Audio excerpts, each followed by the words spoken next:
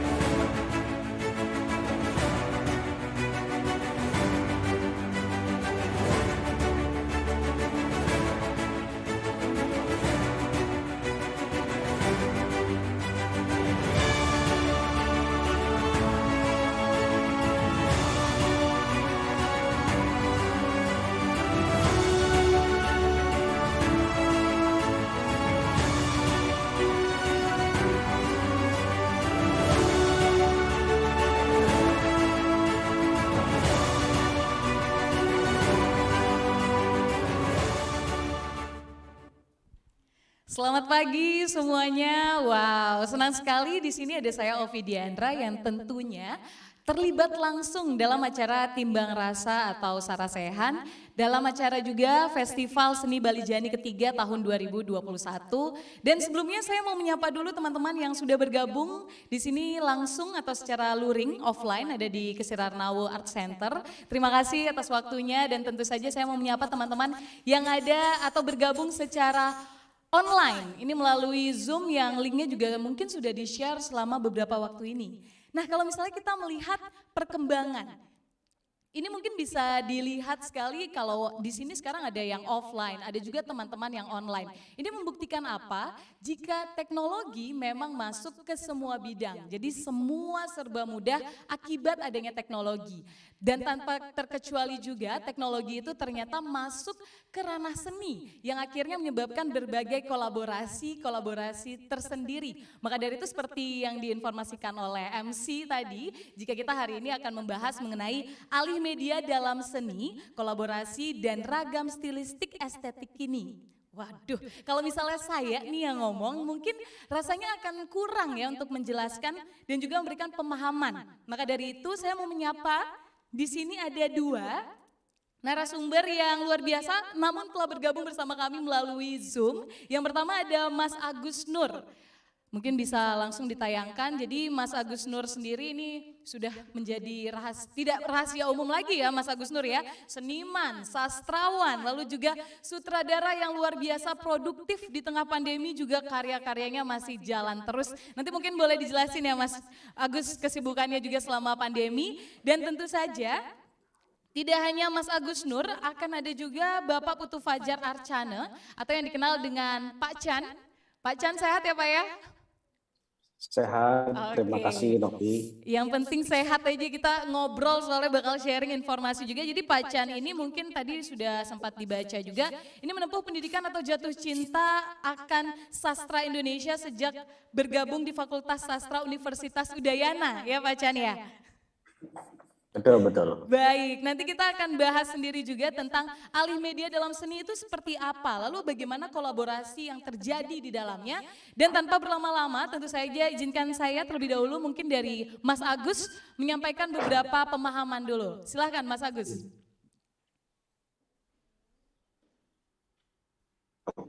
Oke, selamat siang semuanya.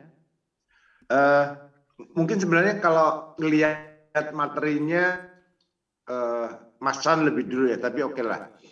Karena saya justru mungkin akan berangkat dari pertanyaan ini, pertanyaan dasar selama pandemi yang saya amati. Pertama-tama penggunaan alih media dari seni pertunjukan ke seni visual katakanlah, atau media visual.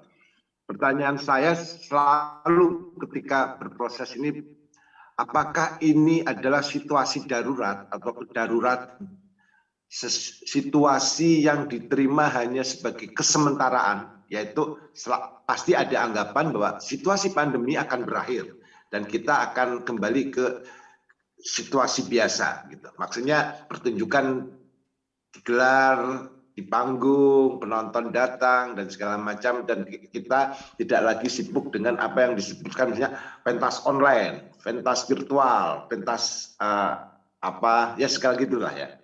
Nah, pertanyaan dasar itu seperti itu. Karena itu ternyata dari pengalaman selama berproduksi di pandemi itu saya melihat ada beberapa poin ya. Pertama, saya akan menyampaikan satu, situasi darurat.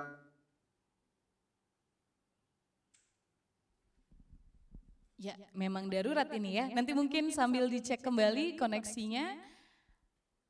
Oke, mungkin masih terjadi trouble ya di tempatnya Mas Agus. Ini memang menarik sekali karena berangkat dari pertanyaan ini darurat atau tidak sebenarnya terjadi kolaborasi itu sendiri. Dikala pandemi ini akan berakhir, ke depannya akan seperti apa? Silahkan Mas Agus, sudah bisa tersambung?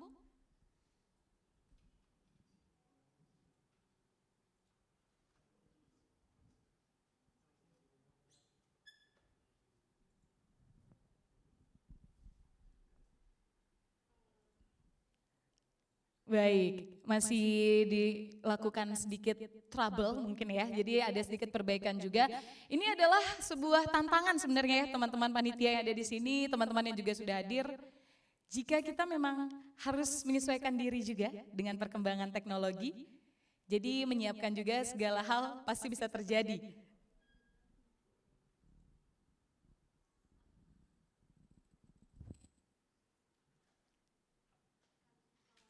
Recording in progress.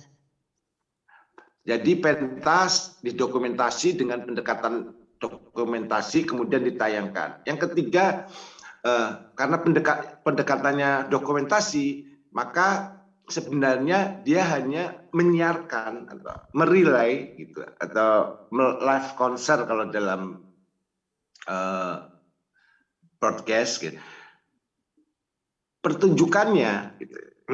Pertunjukan panggung direkam, didokumentasikan dengan pendekatan kamera dokumentatif gitu, lalu disiarkan. Itu misalnya seperti ini. Kalau perbandingannya di live sepak bola gitu ya. Kita akan merasakan misalnya situasi bagaimana atmosfer di stadion, kita bisa merasakan sebagai penonton ketika menonton di siaran langsung televisi. Nah, pada pentas-pentas yang mendokumentasikan panggung, mendekatkan panggung, lalu bahkan beberapa karena itu semacam dokumentasi dan bertahan pada panggung, pendekatan kameranya menjadi pendekatan kamera yang statis. Bagaimana panggung dihadirkan, tapi suasana di panggung itu menjadi tidak muncul. Suasana di panggung itu ada banyak, pencahayaan, permainan, kemudian juga ambience penonton gitu. Itu yang kadang nggak muncul. Nah, yang ketiga, ada beberapa teman-teman yang mulai melakukan pendekatan-pendekatan sinematik, saya anggap begitu. Bagaimana panggung sebagai seni panggung itu harus karena dia akan disampaikan secara virtual, maka dia harus menarik secara virtual, secara visual, secara sinematik, gitu ya. Maka dicarilah pendekatan-pendekatan yang pendekatan kerja kolaboratif yang untuk sebagaimana pendekatan film, gitu. Kamera mulai bergerak, gitu. Ada editing, gitu. Ada semacam treatment kamera dari sudut pandang tertentu untuk menghadirkan efek-efek tertentu secara sinematik. Gambar-gambarnya diperhitungkan, tata cahayanya tidak lagi semata-mata tata cahaya panggung, tapi juga sudah memakai pendekatan tata cahaya sinematik, gitu. Nah, keempat kemudian mencoba menggabungkan antara yang sinema dan panggung agar pertunjukan tetap mempertahankan panggung, tetapi dia juga bagus secara visual. Artinya ketika dia ditayangkan di televisi, ditayangkan di YouTube, itu tetap menarik tanpa mengabaikan kaidah-kaidah panggung. Saya kira 4 hal itu yang saya alami, gitu ya. Pada yang pertama, misalnya yang dokumentasi, misalnya saya pernah, misalnya itu saya punya contoh dokumentasi teater Indonesia kita, gitu. Mas Chan juga sering terlibat di situ. Ya sudah, ditayangkan, gitu. Kita seperti menonton dokumentasi. Pada pendekatan yang sinematik, saya menggarap misalnya musikal Kenangan Terindah. Itu adegan-adegan, gitu ya, adegan-adegan yang disusun mulai dengan treatment kamera. Kadang-kadang misalnya kamera mendekat, gitu ya. Lalu treatment-treatmentnya karena memang diinginkan sebagai tontonan televisi meskipun digelar di panggung. Sementara pada Rumah Kenangan, gitu,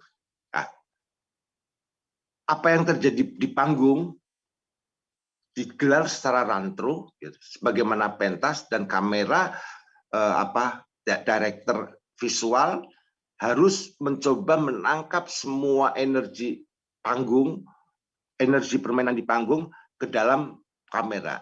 Dia tidak boleh misalnya cut. Kalau di Kenangan Terindah misalnya kita bisa cutting, gitu. Misalnya sutradara, oh adegan ini cut, oke kita ambil bagian ini seperti treatment sinema. Tapi di Rumah Kenangan kita tidak melakukan itu. Energi di atas panggung, permainan di panggung muncul, dan tugas director visual itulah yang mencoba menangkap energi panggung. Sebenarnya ini banyak dilakukan pada musikal-musikal di Broadway, ya, New Wish dan segala macam itu. Treatment panggung bergerak, berjalan, lalu kemudian kamera yang bergerak menangkap apa yang terjadi di panggung. Tapi biasanya di sana produksinya menjadi misalnya pentas 3 kali dan segala macam, baru kita memilih gambar terbaik. Saya kira itu poin-poin yang mungkin sebenarnya, apakah kemudian situasi kolaboratif di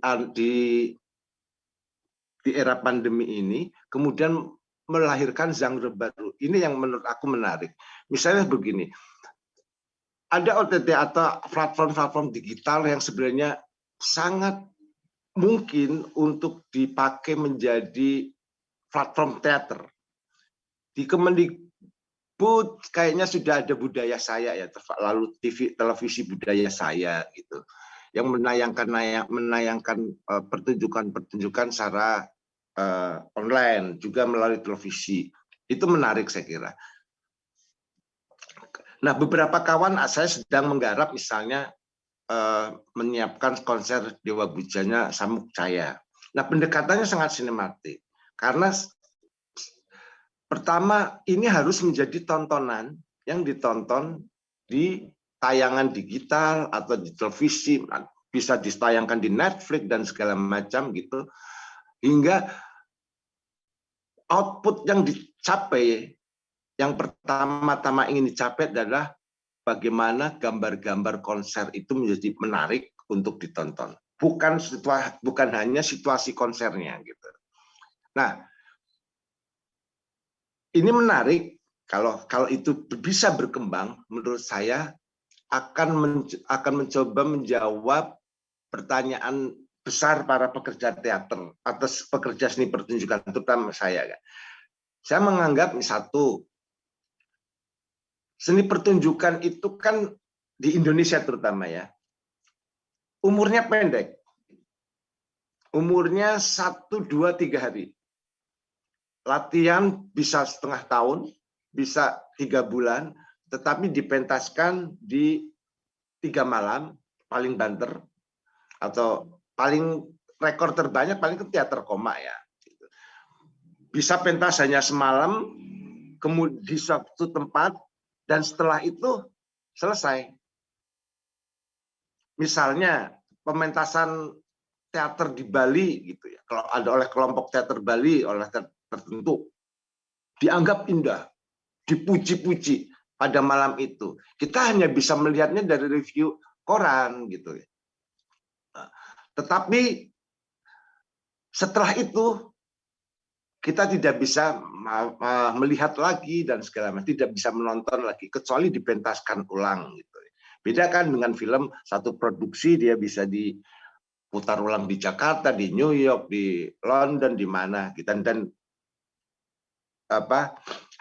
karyanya sama. Tapi kan teater enggak, karena dia terikat oleh ruang dan waktu. Ketika dipentaskan di Bali, misalnya di gedung tertentu, dengan di Jakarta di gedung tertentu, pasti akan ada perubahan-perubahan menyangkut teknis gitu.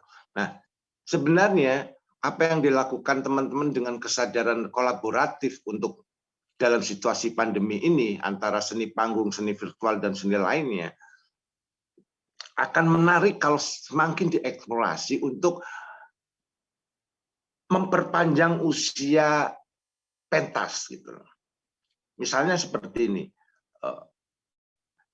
Sebuah pertunjukan yang bagus kemudian diolah kembali menjadi sebuah produk digital, sebuah produk yang akan ditayangkan secara visual, secara televisi ataupun apa gitu. Dia akan berumur panjang dan mungkin dengan energi itu, kalau energi itu bisa ditangkap dan disampaikan, maka misalnya saya bisa menonton ulang. Penonton misalnya pertunjukan itu di Bali, ada penonton di Jakarta, ada di Singapura, seperti itu bisa menonton dan ikut merasakan, dan usia pertunjukan itu menjadi panjang, bisa bertahun-tahun, bisa puluhan tahun, mungkin di abad depan karya visual itu makanya nyebutnya apa ya, karya visual ya, alih media itu menjadi bisa ditonton. Tapi saya tidak setuju dengan alih media, karena begini misalnya, apa yang disebut dengan gagasan bagaimana produk seni pertunjukan kemudian menjadi produk visual, katakan, menjadi produk virtual gitu. Ini menjadi satu karya tersendiri menurut saya.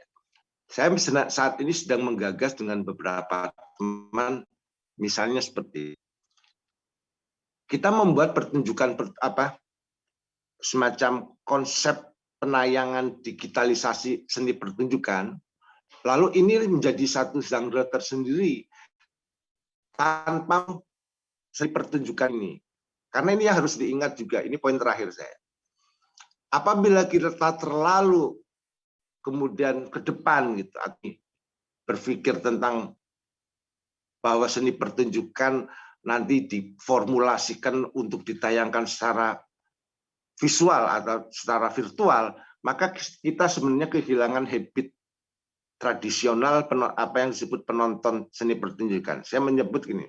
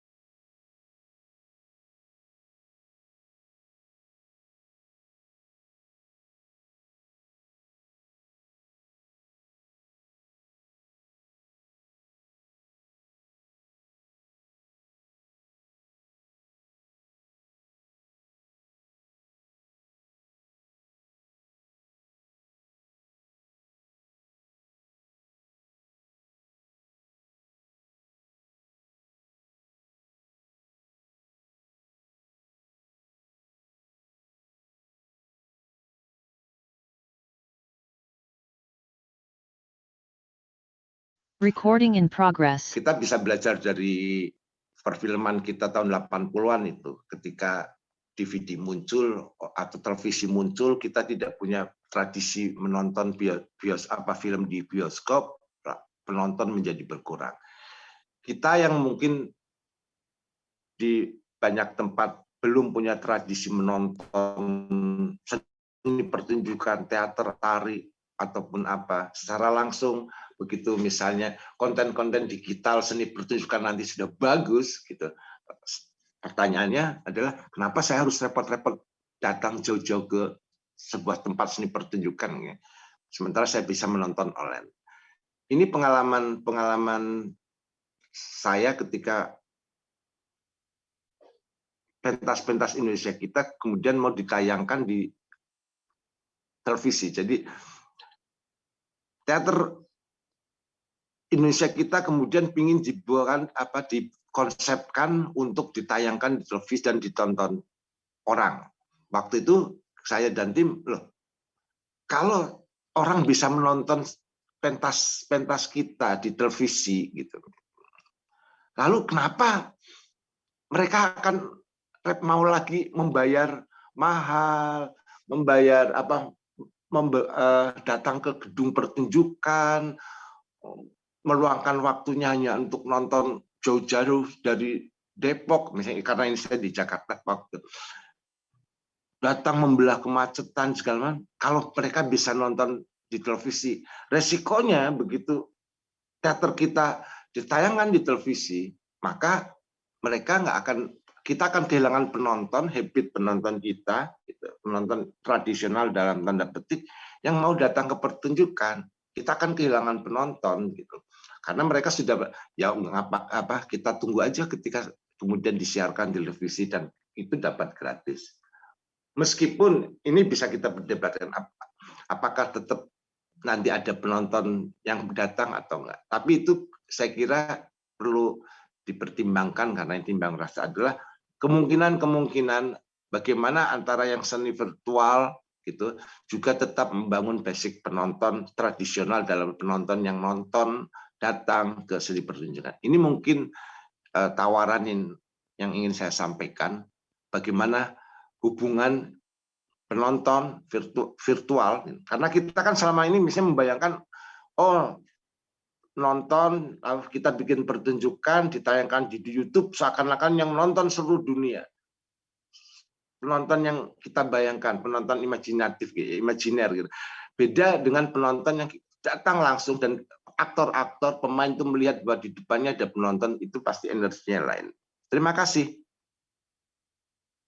Mas Agus, atas pemaparan yang luar biasa. Berarti di sini saya sendiri pun dapat melihat jika adanya kolaborasi dari Alih Media ini itu menyebabkan dua hal ya Mas Agus, yaitu dampak positif otomatis ada dan juga dampak negatif. Dampak positifnya di sini menarik adalah bisa membuat sebuah seni pertunjukan ini memiliki usia yang lebih panjang.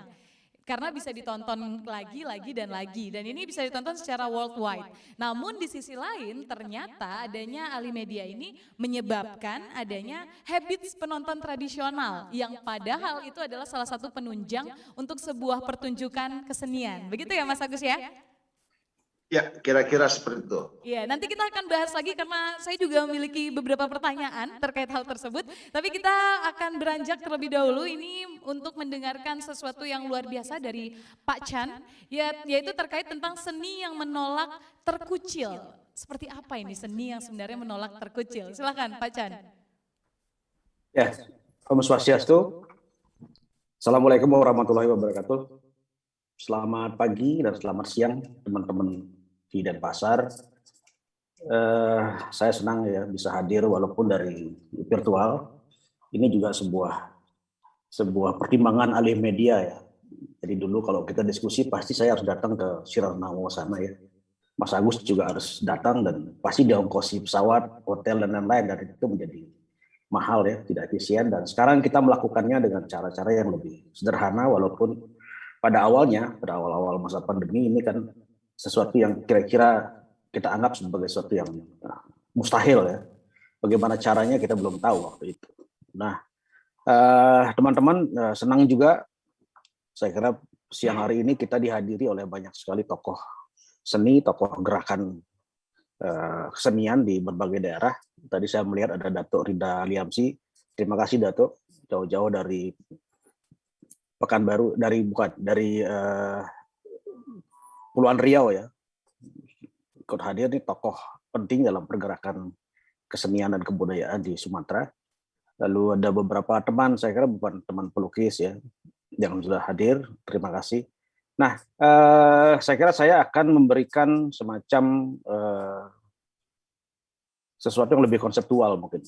Kalau tadi Mas Agus lebih kepada tataran yang lebih praksis ya, sesuatu yang berangkat dari apa yang telah Mas Agus lakukan. Saya mencoba melakukan satu tayang ulang terhadap apa yang saya temui di lapangan sebagai seorang jurnalis, dan jurnalis ini dalam pengertian ya mencatat dan kemudian juga sekali waktu menjadi pelaku. Jadi berapa kali sama Mas Agus Nur saya bagian dari apa yang disebut dengan tim kreatif ya dalam proyek seni Indonesia Kita. Saya kira itu juga satu proyek yang menurut saya telah membuat pergerakan kesenian dan kebudayaan kita mencapai seperti sekarang ini, walaupun terhenti ya ketika terjadi pandemi. Tetapi jejak-jejaknya saya kira sudah banyak, tidak hanya di media massa, tetapi saya kira dalam dokumentasi itu akan mewarnai kesenian kita di tanah air. Kalau Mas Agus Nur tadi lebih kepada seni pertunjukan, seni teater pada khususnya, saya akan melihat pengalaman yang barangkali di tahun 2013 kebetulan saya hadir sebagai seorang peliput di kota Venesia ya, kita sebut itu ini adalah bienal tertua di dunia yang pada tahun 2013 sudah berusia 55 tahun gitu. Jadi saya melihat ketika kita memasuki babakan COVID-19, pandemi ini, jauh sebelum itu sebenarnya dalam seni rupa sudah terjadi gerakan-gerakan yang mencoba tidak hanya alih wahana ya, tetapi memadukan antar wahana atau antar bentuk-bentuk atau platform ekspresi seniman yang kemudian disatukan menjadi sesuatu yang kolaboratif sifatnya. Jadi seni tidak dilihat lagi sebagai satu klaster yang rigid, klaster estetik yang rigid, tetapi sebenarnya sudah mengalami satu percampuran kolaboratif yang memunculkan seni-seni yang mungkin kita sebut di masa itu ya dengan new media art gitu. Ini dalam catatan banyak pengamat, saya kira 2013 ini adalah momen karena dirayakan secara luas di Venice Biennale ya, dan itu adalah biennale yang sangat dihormati dan ditunggu-tunggu oleh masyarakat kesenian, masyarakat kebudayaan, tidak hanya perupa ya yang hadir, juga setelah itu ada arsitektur juga di situ. Nah, jadi sebentar. Ini saya sebut tadi dengan new media art ya. Jadi ada dua kecenderungan yang saya amati pada saat itu. Jadi seni-seni berbasis teknologi itu sedang mencari semacam bentuk-bentuk baru sehingga dia bisa merangkum apa yang selama ini telah dikerjakan. Katakanlah para perupa hanya mengandalkan medianya mungkin cat, kanvas ya, atau perupa pematung mengandalkan misalnya logam, cor, kemudian menggunakan pahat untuk menatah paras misalnya gitu. Nah di Venice Biennale hal-hal semacam ini sudah betul-betul dihancurkan. Jadi tidak lagi ada batas-batas yang bisa menandai bahwa apakah ini kita sebut dengan seni rupa gitu. Itu satu hal. Karena pemanfaatan secara maksimal dari teknologi digital waktu itu sudah mulai. Dan yang kedua apa yang saya sebut sebagai ekspresi spontan yang mewadahi naluri-naluri estetik secara mendadak gitu. Nah, yang dirumuskan kemudian oleh dalam ilmu seni disebut dengan performance art gitu. Pada saat gelaran itu, selain penggunaan teknologi secara maksimal dengan contoh-contoh yang saya kira teman-teman bisa cari ya. Dan saya sangat tercengang-cengang melihat misalnya salah satu contoh beberapa seniman Turki ya waktu itu menggunakan media perekaman video misalnya untuk menampilkan satu proses kelahiran. Jadi bagaimana proses kelahiran melahirkan seorang bayi dari awal sampai akhir ya, itu difilmkan lewat yang kemudian mereka sebut dengan tadi itu new media art, dan itulah yang ditayangkan di situ. Bagaimana kita melihat itu kemudian, ini kan pertama-tama kita melihat itu peristiwa biasa ya, hanya direkam gitu. Tapi dalam paparan-paparan para penggelut new media art itu adalah proses kelahiran dari satu spesies ya yang pantas didokumentasikan secara lebih artistik gitu. Nah, itu dianggap seni gitu. Lalu yang lain ada operasi mata. Itu juga dianggap sebagai bagian dari karya seni pada saat itu. Dia menggunakan video sudah pasti, menggunakan perekaman, menggunakan kamera ya, menggunakan tentu editing juga ada pasti di situ, menggunakan barangkali mungkin skenario sudah ada, naskah ya, di situ ada peran sastra, dan itu bertemu dan ditayangkan menjadi satu karya seni gitu. Itu satu hal yang menggunakan teknologi. Yang kedua, performance art itu menggejala di mana-mana ya, setiap sudut di venue Biennale itu ada para performance art yang menggelar pertunjukannya. Jadi ada yang misalnya memecahkan piring-piring, ada yang berenang di kanal De Grande gitu di dekat Venezia situ. Nah, itu saya kira dua hal yang sudah terjadi di awal tahun 2000 sesungguhnya, di pertengahan tahun 2000. Oke, saya akan berlanjut. Jadi singkat kata, jadi pameran seni rupa kontemporer yang dihelat pada 2 tahun sekali itu telah menunjukkan bahwa ya, seni telah mengalami atau perubahan secara evolutif ya. Jadi dia secara evolutif mendobrak klaster-klaster yang selama ini membuatnya menjadi terkucil. Gitu. Jadi rigiditas antara tadi Mas Agus singgung soal seni teater, ya, kemudian seni video di satu sisi, ada sinematografi ya, di sisi lain, itu sebenarnya jadi jauh sebelum pandemi itu sudah didobrak oleh orang-orang yang melakukan satu eksplorasi estetik dalam rangka menemukan bahasa baru dalam proses ekspresi manusia. Ini dianggap mewadahi kecenderungan teknologis, itu diwadahi sehingga dia tidak hanya bermakna pada mempermudah kehidupan manusia gitu teknologi, tetapi juga dia memiliki menjadi bahasa baru dalam ekspresi estetik manusia gitu. Nah, bahwa dengan dobrakan-dobrakan ini, jadi kita tidak lagi memaknai seni rupa gitu. Sini ada beberapa pelukis ya. Jadi tidak lagi berupa goresan kuas atau cat di kanvas atau tatahan di batu padas gitu. Tetapi dia menjadi satu olahan kreasi teknologi digital, serta yang kedua tadi pertunjukan ketubuhan ya, yang berangkat dari getaran-getaran naluriah dalam diri manusia. Itu yang bisa saya rumuskan di Venice Biennale. Jadi tadi sudah saya jelaskan singgung sedikit ya bagaimana PNS Biennale ini menjadi tolok ukur pencapaian sebuah gerakan kesenian dalam respon atau berinteraksi dengan realitas di sekitar kita dalam 2 tahun sekali. Dan hampir semua penggelut seni atau pekerja seni, apakah namanya itu penggelut seni, pekerja seni, maestro, dan lain-lain, percaya bahwa ini adalah Biennale yang mereka tunggu-tunggu sepanjang tahun. Gitu. Nah, menyinggung kemudian babakan baru dalam kehidupan manusia, jadi sejak Maret 2020 paling tidak di Indonesia, kita disergap oleh pandemik ya. Jadi kemarin teman-teman yang hadir dalam Timbang Rasa dengan Profesor Ngurah Mahardika barangkali sudah mencatat ya babakan-babakan itu, dan COVID ini membuat hampir seluruh tatanan kehidupan manusia berubah total. 180 derajat berubah. Termasuk kesenian. Jadi apa yang tadi dikatakan oleh Mas Agus Nur, saya mencatat ini sebagai satu perubahan yang revolutif sifatnya. Jadi sesuatu yang tiba-tiba saja berubah, dalam etika kita juga berubah, etika bergaul cara kita berrelasi berubah, termasuk dalam cara kita berekspresi, yaitu khususnya kesenian. Nah, saya membahasakan ini kemudian ya menjadi kira-kira 3 kata kunci, yakni kreativitas, kemudian teknologi, dan menyangkut soal-soal kesadaran. Sekarang kita lihat tentang kreativitas. Dalam beberapa teori, saya kira teman-teman bisa mencari nanti ya.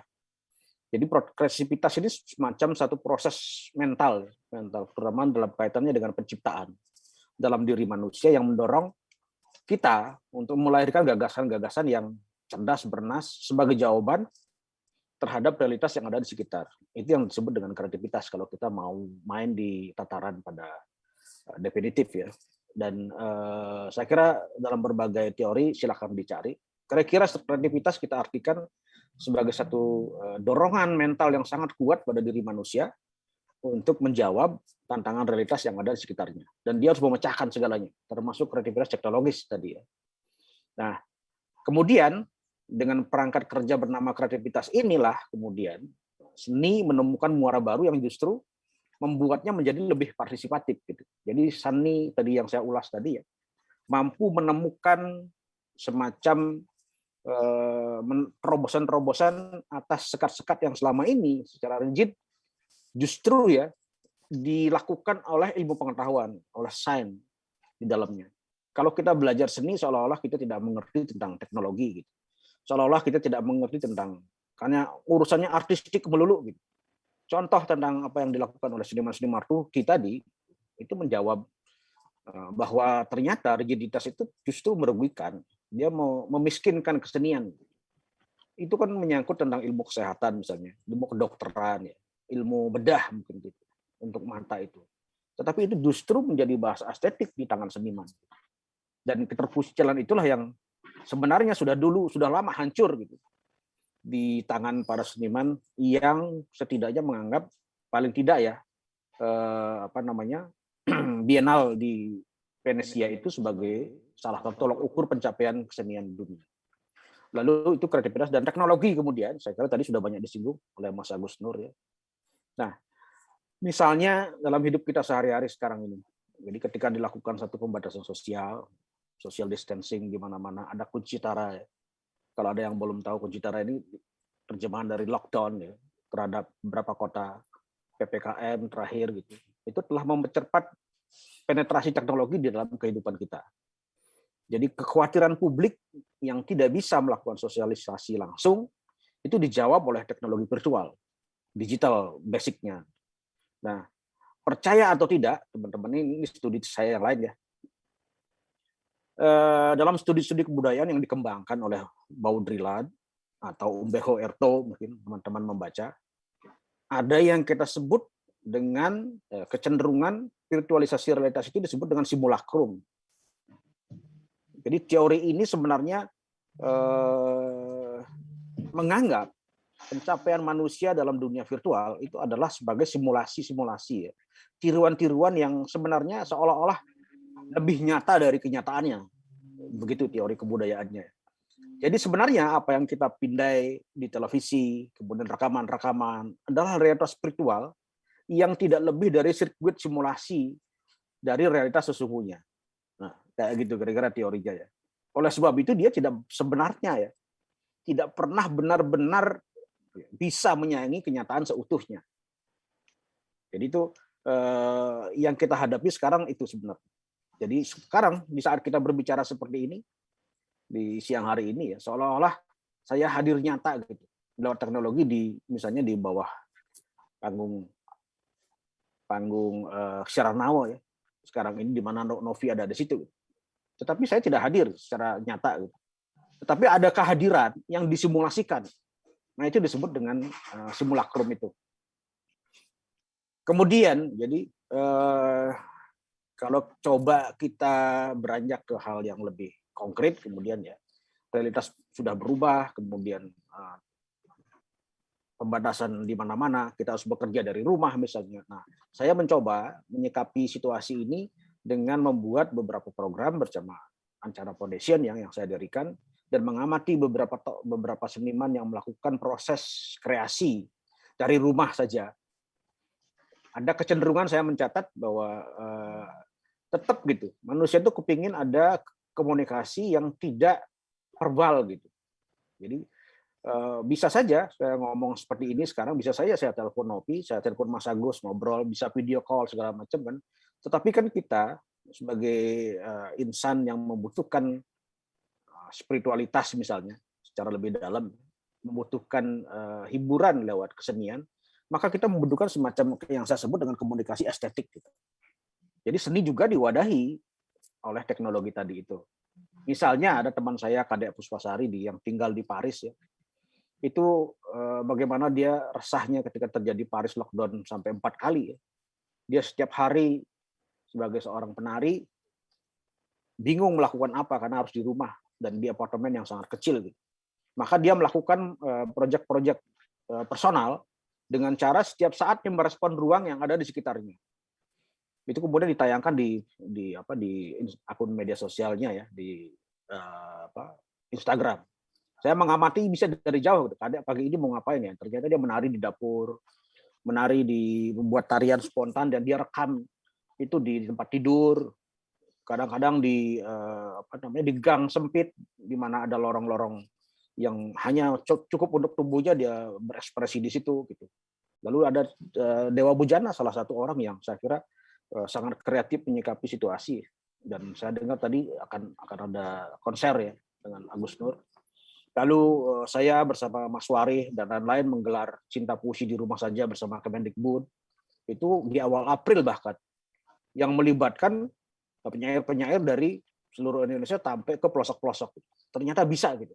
Nah, komunikasi estetik semacam ini menjadi hal yang kalau kita tinjau dari sisi yang berbeda itu menjadi penting. Dia bisa menjadi proses healing bersama ya di tengah situasi yang macet di mana-mana. Jadi ada proses penyembuhan di mana ekspresi diberikan kanal baru. Walaupun kita harus belajar setengah mati ya pada awal-awal itu, bagaimana mendownload Zoom aja waktu itu kita belum bisa di handphone. Mas Jawawi Imron misalnya di Sumeneb situ harus dipandu oleh cucunya. Joko Pinurbo, saya ingat betul dia belum memiliki akun Instagram misalnya, masih download Zoom pada awal-awal tahun 2020 ya. Nah, sekarang menjadi bahasa keseharian ini. Nah, itu komunikasi estetik ternyata membuat kita bisa menerobos ya, pembatasan-pembatasan yang selama ini disyaratkan oleh regulasi-regulasi negara, terutama pemerintah. Nah, pada perkembangan terakhir, saya kira saya sangat bangga Mas Agus Nur terlibat juga di dalam proyek ini, yaitu di tepi sejarah ya. Saya sedang menyiapkan sesuatu bersama tim ini.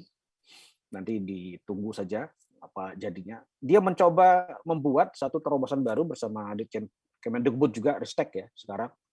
Satu pertunjukan kolaboratif yang bisa menjadi contoh bagaimana ekspresi kesenian, ekspresi seni pertunjukan, dalam hal ini monolog, diwadahi dan kemudian bisa dinikmati oleh penonton. Walaupun seperti Mas Agus bilang tadi ya, kita akan kehilangan habit menonton, habit ngobrol, ketemu teman-teman ya. Tetapi setidaknya ini menjawab kemacetan estetika yang kita duga akan terjadi saat pandemi. Gitu. Jadi ini penggabungan di sini ada Happy ya dengan sangat pintar misalnya membuat ada sutradara panggung, ada sutradara visual, ada penulis naskah, ada tata lampu dan lain-lain ya. Itu sama persis gitu. Jadi dia menemukan satu kolaborasi antar para pekerja seni dan menciptakan satu jenis pertunjukan yang mungkin kita sebut dengan hybrid art kalau saya mencoba mencari bahasa apa sebenarnya gitu. Jadi hybrid art itu suatu gabungan antara seni-seni yang sebenarnya ada tadinya secara terpisah-pisah gitu. Oke. Saya akan lanjut. Nah, kemudian terakhir tentang kesadaran. Jadi metodologi penyajian seni semacam itu sebenarnya terjadi sebagai respon manusia terhadap keterkucilan yang disebabkan oleh salah satunya adalah situasi pandemik yang sekarang masih berlangsung sampai saat ini. Jadi pada awalnya kita menangkap semacam ada impresi paradoksal dalam penggunaan teknologi digital sebagai bahasa kesenian. Satu sisi seni selalu bekerja di wilayah kesadaran yang menggunakan bahasa batin bahkan ya dalam upaya membangun nilai yang lebih universal. Nah, wilayah semacam ini dalam rumusan terdahulu itu hanya bisa dicapai dengan menyentuh atau berhadapan langsung dengan realitas gitu. Jadi sekarang kita mengenal dengan istilah offline atau luring gitu. Jadi harus ketemu gitu. Harus habit penontonan itu nggak boleh hilang gitu.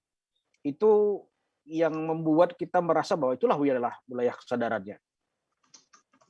Nah, tetapi dalam perkembangannya, jadi jika kita ingin menggali nilai-nilai yang bermanfaat dalam hidup manusia, maka seniman harus terjun langsung. Jadi yang tadi ya, bagaimana kita harus nyentuh realitas itu secara konkret, bukan sesuatu yang virtual seperti sekarang.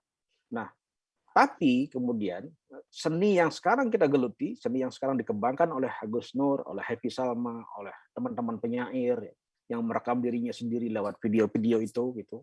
Dan Wali Jani sekarang juga melakukan hal yang serupa, justru mengarah jadi pada bahasa yang virtual. Yang membuat manusia sebenarnya makin berjalak dengan realitas yang kita sentuh tadi itu gitu. Jadi jika pemandian oleh seorang kreator berpangkal murah dari realitas yang virtual, maka teman-teman bisa membayangkan kira-kira resepsi macam apa yang diterima oleh audiens. Ini pertanyaan ya. Jadi apa yang bisa kita lihat gitu? Karena dia nggak langsung ketemunya. Tentu dalam rumusan yang ini terakhir, realitas turunan atau realitas spiritual itu dari seorang kreator yang justru apa yang terjadi? Menjauhkan kita dari realitas konkret. Nah, saya kira ini problem besar ya, yang dalam teori kebudayaan tadi dianggap sebagai simulacrum tadi itu. Jadi apa sekarang saya berkomunikasi dengan Novi, dengan teman-teman semua, ini semua simulasi. Sirkuit simulasi yang dijembatani oleh teknologi, sehingga kita seolah-olah sedang berada pada realitas yang sama. Padahal sesungguhnya ini tidak konkret, teman-teman. Jadi ini adalah realitas yang diciptakan oleh ruang dan teknologi yang membuat kita merasa ya lebih nyata dari kenyataannya. Saya kira ini pertanyaan besar, apakah seni kita akan mengarah seperti ini terus, atau kita akan kembali kepada normal lama, kebiasaan-kebiasaan yang habit-habit yang masa lalu, atau kita memasuki satu wilayah tadi, hybrid art, sehingga kita tetap menggunakan teknologi sebagai perangkat dasarnya dalam rangka mewadahi ekspresi personal dari para seniman kita. Demikian, Novi, terima kasih banyak. Semoga memenuhi harapan dari semua teman-teman. Terima kasih, Om Sandi Sadio.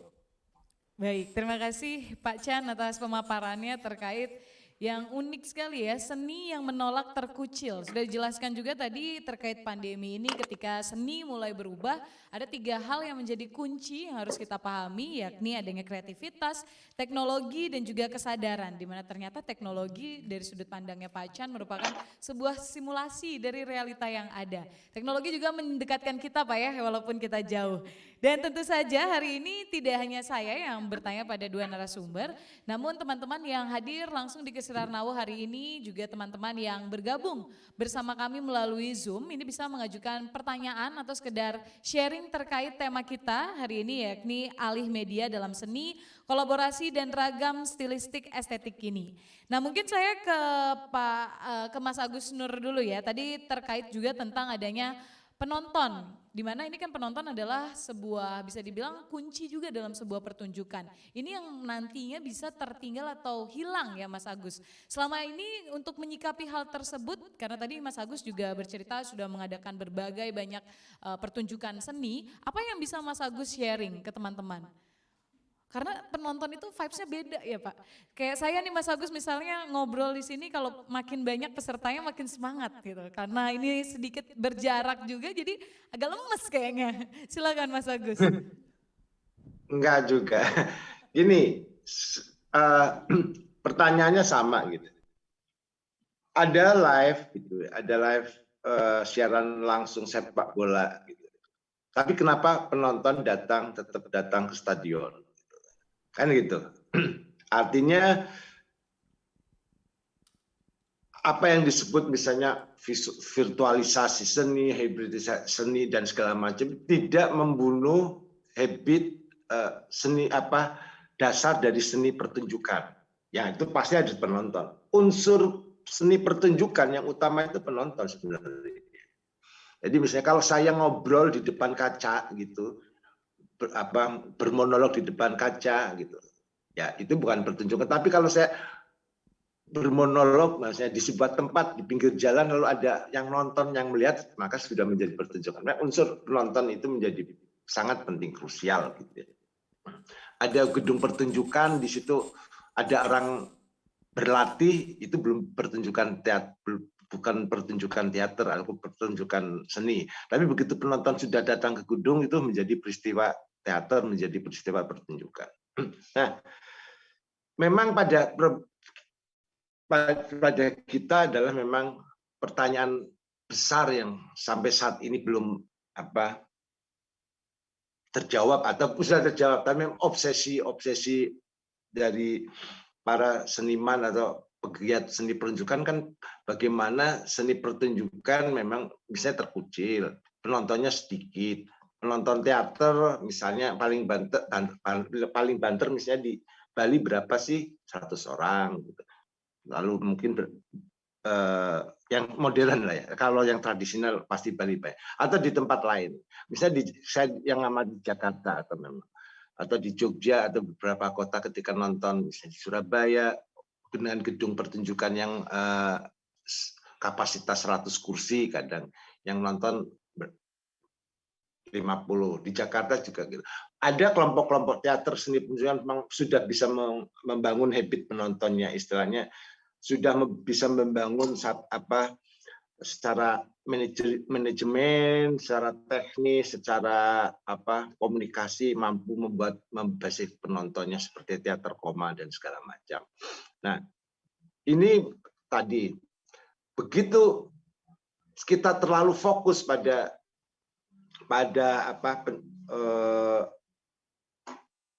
upaya-upaya membuat pertunjukan yang virtual, kita akan kelupaan itu.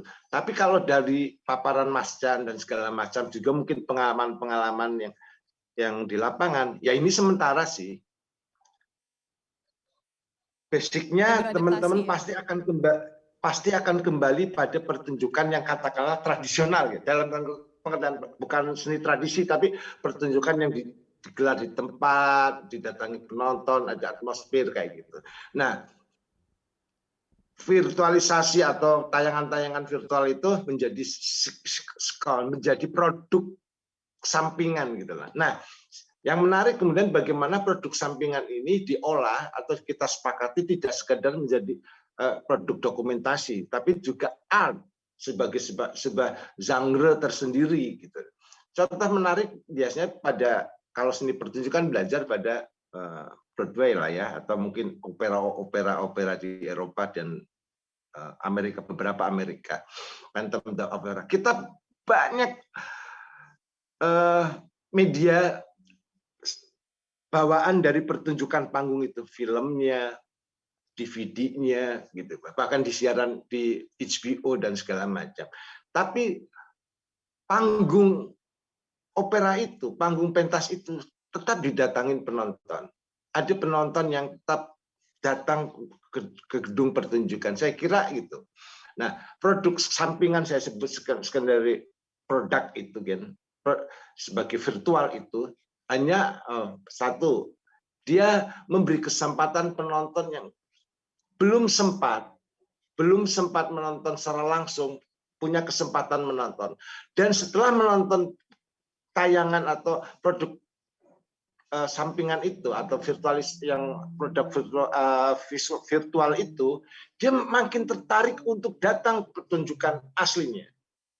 Sama seperti kita melihat lukisan Van Gogh lewat repro, lewat foto, lukisan Mona Lisa yang terkenal itu lewat foto. Itu belum puas kalau kita belum nonton langsung di museumnya secara langsung. Nah, produk-produk virtual harus mampu membawa atau mengintimidasi dalam tanda petik penonton yang tidak hanya berhenti menonton di virtual, dia tergoda untuk tetap menonton pertunjukannya secara langsung. Kalau ini bisa terbangun, itu sinergi yang menarik. Satu, pertunjukan panggung akan tumbuh dan semakin basic penontonnya semakin kuat dan mungkin bisa semakin banyak. Kedua, produk panggung itu juga berumur seperti saya bilang menjadi punya usia yang panjang, tidak sekedar semalam dua malam. Bahkan misalnya karena misalnya dia kalau sekarang isinya viral gitu. Begitu pertunjukan viral, mungkin begitu dipentas kelilingkan ke banyak kota menjadi lebih punya banyak animo penonton yang besar untuk datang karena ada tadi viral. Tapi tidak berhenti, aku sudah menonton videonya, ngapain aku nonton. Justru dari produk-produk virtual itu terdorong oleh para penonton atau calon penonton itu nonton secara langsung ke gedung pertunjukan. Itu saya kira yang berarti mungkin ini juga kedepannya bisa menjadi PR untuk seniman menciptakan sebuah karya yang walaupun disaksikan secara virtual tapi bagaimana bisa memicu orang untuk datang menonton ya Mas Agus ya. Jadi membuat dua cerita dalam satu garis yang sama bisa dibilang gitu. Nah ini jika kita bukan dua cerita, sorry. Ya. Bukan dua cerita tapi produk sebagai bahwa panggung tetap produk utama sebagai, tetapi ketika jangan sampai kita terlenakan. Saya misalnya gitu bertanya, misalnya saya tidak butuh penonton, misalnya gini, saya bikin sedang konsep pertunjukan yang memang output produknya itu untuk tayangan di Netflix gitu. Saya nggak butuh penonton. Pertanyaan saya, lalu ketika mereka merasa pengalaman ini, mereka akan datang ke pertunjukanku enggak ya setelah itu, atau ya sudah udah nonton tayangan ini aku enggak. Nah itu sih pertanyaan apa filosofi atau dasar yang juga menjadi pertanyaan saya. Mungkin bagaimana mungkin teman-teman punya pengalaman lain yang kita bisa share. Kalau saya seperti itu, sedang ada kegambangan secara produksi gitu. Saya lebih untung kalau ditayangkan virtual karena usianya panjang, produksinya menjadi lebih simpel. Tidak perlu latihan 6 bulan gitu, menghafal dialog bisa cut to cut gitu kan, pendekatannya kamera lalu visualnya ketika ditayangkan formulasinya menjadi tayangan film atau yang dalam konsep saya adalah sinema teater gitu kan, sinema teater gitu. Jadi teater tapi ini kan sinematik gitu loh. Nah, tapi itu ketika ditayangkan lalu saya tidak butuh panggung, ya itu saya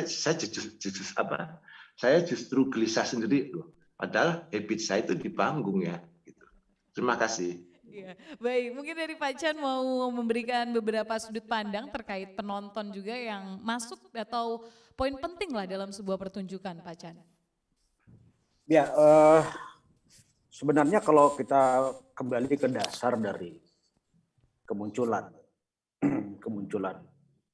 kesenian sebagai satu ekspresi komunal ya pada awalnya, bahkan ekspresi ritual. Sebenarnya kan dia membutuhkan apa yang disebut dengan keterlibatan. Jadi kalau kita keterlibatan itu keterlibatan secara emosional. Kalau kita datang ke gedung pertunjukan, itu artinya kita ya, tidak hanya menonton, tetapi secara emosional sebenarnya terlibat di dalamnya.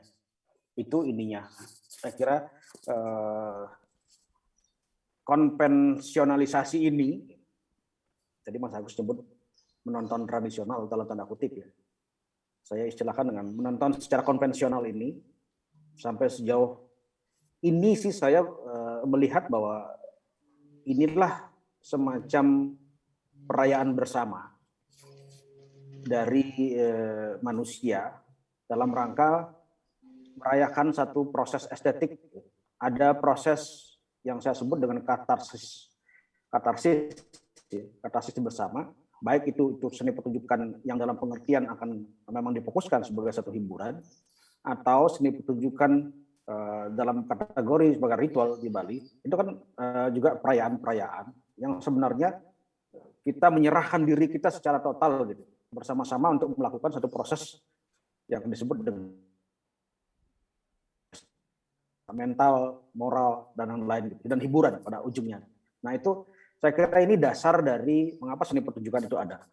Baik. Nah ketika teknologi mencoba memberikan solusi secara revolutif di tengah pandemi, saya justru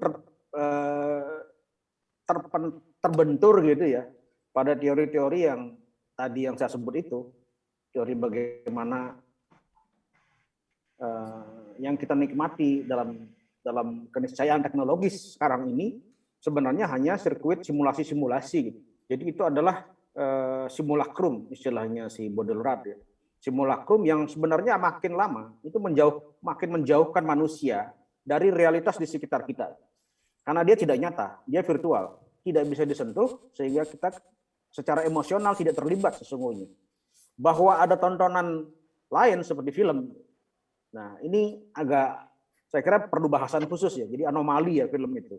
Jadi contohnya begini, kalau kita menonton film, kalau adegannya sedang sedih, mengapa kita bisa menangis gitu?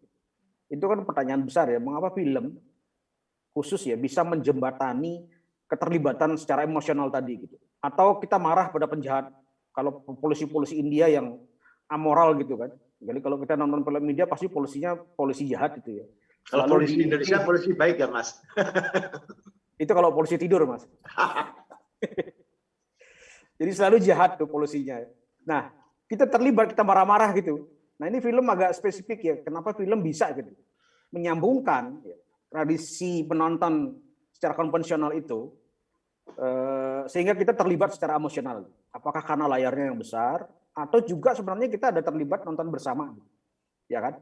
Ada kebersamaan secara besar walaupun sekarang dibatasi ya, walaupun sudah mulai. Tapi kan ada ketemu orang, ketemu teman-teman bersama-sama gitu. Kita bersama-sama merayakan juga gitu lewat satu proses sinematografi yang ada di layar gitu. Tapi kalau nonton televisi kan kita nggak bisa ya, berbeda sekali. Nah itu kira-kira pembacaan saya terhadap dari fenomena tontonan sampai ke masa-masa yang sekarang ini. Itu Novi. Mungkin kalau saya dari orang awam sendiri memberi perspektif adalah kenapa suasananya berbeda ketika menonton di bioskop dengan di rumah. Kalau di bioskop kita lebih cenderung mudah fokus karena mungkin tadi layarnya yang besar atau dengan suara dan audionya. Tapi kalau di rumah mungkin banyak godaan ya Pak Chan ya, makanya agak susah kita menikmati dan masuk ke atas secara emosional. Baik, ini kebetulan sekali ada yang ingin menyapa kita, yang juga bergabung di Zoom, ada RM Doni Surya Megananda. Jadi Bapak Doni atau Bapak Surya ini akan menyapa langsung, mungkin bisa disambungkan oleh teman-teman di sini. Terus juga mungkin Bapak Doni Surya Megananda mempunyai beberapa pandangan tersendiri tentunya terkait dengan alih media dalam seni ini seperti apa. Halo Pak, saya manggilnya Pak Doni Surya, Bapak Mega. Kayaknya Romo gitu. Oh Pak Romo ya, silakan silakan.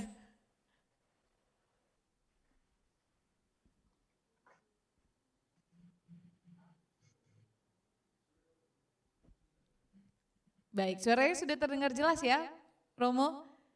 Ya, oke, halo. Ya, silakan Romo. Sudah, ya, tadi masih di mute ya. Ya, terima kasih. Salam kenal Pak Putu Fajar. Kalau Pak Agus Nur ini saya sudah tahu lama, sama-sama di Jogja. Walaupun mungkin beliau belum kenal saya, enggak apa-apa. Udah sering dengar namanya. Ya. Mungkin pertanyaan saya menanggapi ya dari ini ya, karena selalu era seperti ini kalau misalnya di bidang lain dikatakan seperti disruption gitu ya Bapak ya, Bapak-bapak. Artinya sesuatu yang harus kita ubah dalam waktu singkat begitu. Nah, tetapi mungkin yang kita ingin tahu gitu ya, karena saya kebetulan geraknya di bidang museum ya, museum dan desa budaya. Apakah kira-kira nanti format seperti ini memang harus terus untuk kita lakukan? Saya kemarin buat tulisan bahwa sekarang museum itu harus menjadi konten kreator. Jadi museum itu tidak bisa hanya sekedar merawat, mengkoleksi, kemudian memamerkan dan kemudian mempublikasikan atau kemudian mempertunjukkan misalnya seperti itu, tetapi juga harus berpikir menjadi konten kreator, harus bersaing dengan teman-teman kita yang sudah ada di YouTube yang sudah sejak dulu gitu, yang sudah sejak dulu eksis, teman-teman yang ada di layar yang sudah sejak dulu eksis. Nah, kalau misalnya demikian kan berarti pada saat itu maka setiap perguruan tinggi, setiap museum, setiap kantor di pemerintah yang berhubungan dengan publik harus menyediakan sarana seperti studio begitu.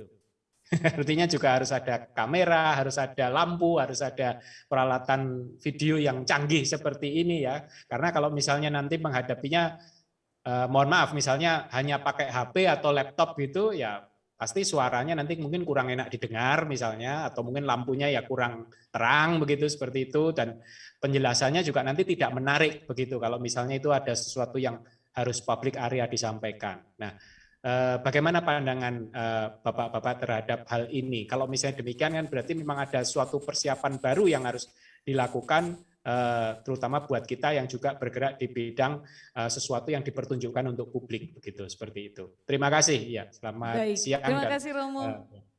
Terima kasih Romo. Ini mungkin menarik sekali ya, kalau museum, orang-orang di museum ini harus menjadi konten kreator. Mungkin dari Pak Chan dulu ya yang bisa menanggapi. Silakan Pak Chan. Harusnya Mas Agus Nur ya, yang lebih dekat dari Jogja ya. Oke, Romo, saya kira ini problematika yang saya kira dialami oleh banyak elemen dalam masyarakat kita ya, banyak unsur, terutama media ya.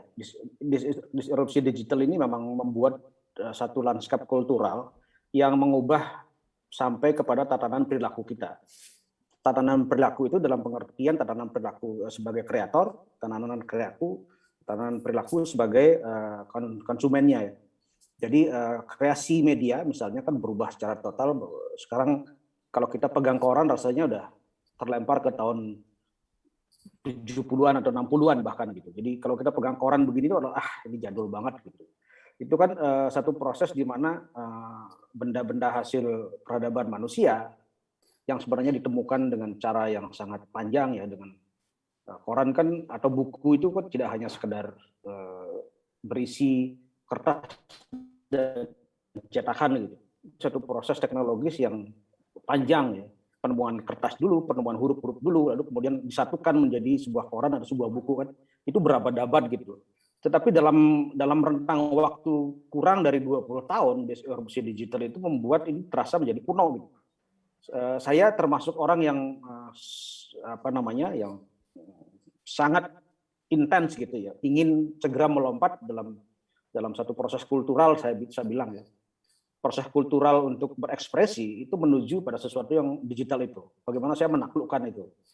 Caranya antara lain dengan cara menjadi content creator. Jadi saya menulis di laman Kompas ID secara rutin di tiap hari Rabu. Itu cara satu pengkondisian ya.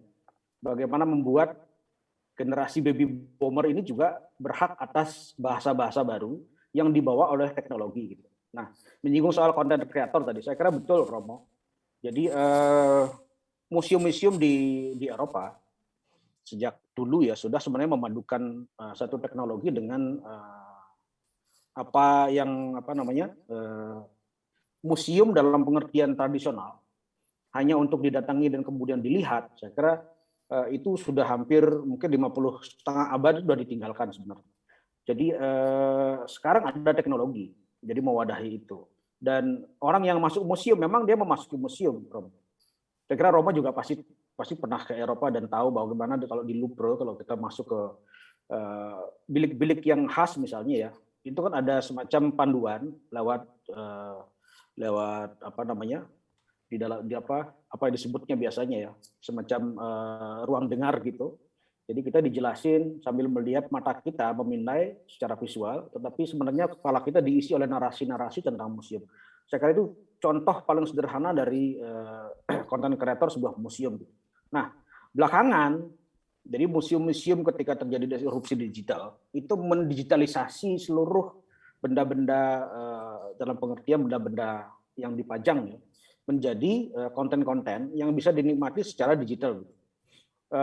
Apakah ini semacam proses sekadar memindahkan? Saya kira itu pertanyaan masih besar. Apakah yang dilihat itu betul-betul sebuah koleksi nyata dari benda aslinya? Kan tantangannya kan itu ya, Romo ya. Mengapa kita ke museum kan?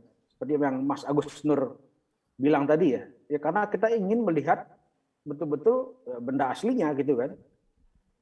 Saya pernah ke Louvre, Romo, dan menjadi bagian kecil dari orang-orang yang mengantre sepanjang hari untuk melihat lukisan Mona Lisa. Ya, padahal ada lukisan-lukisan besar-besar di sekitarnya yang juga dikerjakan oleh Leonardo da Vinci ya. Tetapi itu tidak menjadi prioritas. Justru lukisan kecil yang ukurannya tidak lebih dari mungkin 50 kali 40 cm ya. Dan itu tidak bisa didekati, tidak bisa dekat kita karena ada pembatas tali dan penjaganya sangat kejam ya. Kalau kita mau motret gitu pasti didorong-dorong gitu. Nah, mengapa kita masih datang gitu? Karena ingin sesuatu yang nyata sebenarnya. Manusia nalurinya gitu kalau sudah nyata mau megang lagi Romo gitu. Jadi kalau kita pergi ke galeri pasti ada aja orang yang secara tidak mengerti atau jahil gitu. Pasti meraba lukisannya. Ada misalnya ada lukisan Wirantawan ya, ada orangnya di sini yang dari kertas itu kan sangat rentan ya, selalu ingin pegang. Jadi sentuhan-sentuhan itu menurut saya selalu menjadi hal yang memuaskan sensasi estetik dari orang gitu, termasuk museum. Nah, saya kira kalau dalam era disrupsi digital ini kita berhasil menerabas apa yang saya sebut dengan teori simulacrum tadi, membawa suatu kenyataan baru dalam tanda kutip itu menjadi satu pertunjukan, maka saya kira museum tidak akan ditinggalkan. Saya kira rumusannya itu. Jadi memang teknologi itu tidak bisa diabaikan sebagai satu cara kita untuk menghadirkan sesuatu yang kira-kira memenuhi hasrat dari keinginan manusia secara kontemporer. Demikian Romo. Mudah-mudahan Mas Agus Nur lebih dalam dari itu ya. Iya, begitu Romo kalau menurut Pak Chan. Bahkan kalau misalnya saya sedikit menambahkan Pak Chan, jika kita update juga di sosial media atau di internet sendiri, beberapa waktu lalu banyak sekali ada virtual museum ya Pak Chan, yang ada di Amerika, lalu juga di Inggris, yang sudah mulai membuka secara virtual untuk menunjukkan koleksi-koleksinya. Namun mungkin lebih dalam lagi, kita akan serahkan ke Mas Nur untuk langsung memberikan tanggapan. Silakan Mas Nur.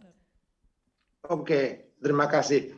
Jadi dalam distribusi sosial itu kan memang ini kesementaraan ya, bahwa sekarang ada semacam kunjungan virtual ke museum di Amerika, juga di Inggris dan juga Australia, bahkan tidak segala museum, tamasya virtual gitu. Tapi itu kan sementara.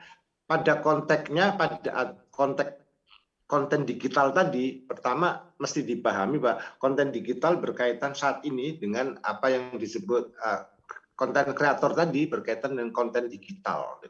Jadi sebenarnya itu hanya media, saya sebut semacam produk kedua dari museum gitu. Dia bisa berfungsi satu sebagai semacam iklan, advertising gitu, satu sebagai konten yang membuat orang semakin tertarik dan penasaran dengan apa yang sebenarnya ada di museum itu gitu ya.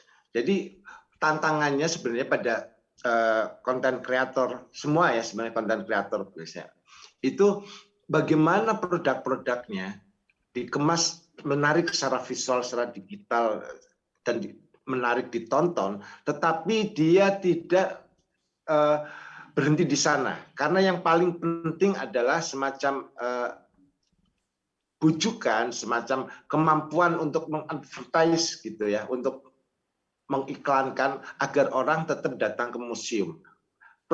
Saya kira di sana sih sama seperti saya bilang dari pertunjukan atau tadi tamasya digital dan segala macam. Tetap orang gitu, konten-konten digital itu tetap harus mengacu pada satu target bahwa yang menonton konten digital ini yang dikreasikan tetap menjadi semakin tertarik untuk datang ke museum itu. Nah, itu sebenarnya hari ini misalnya banyak Instagram, istilahnya spot-spot biasanya gitu kan, kalau di era anak muda hari ini adalah museum menyediakan spot-spot yang Instagramable gitu ya.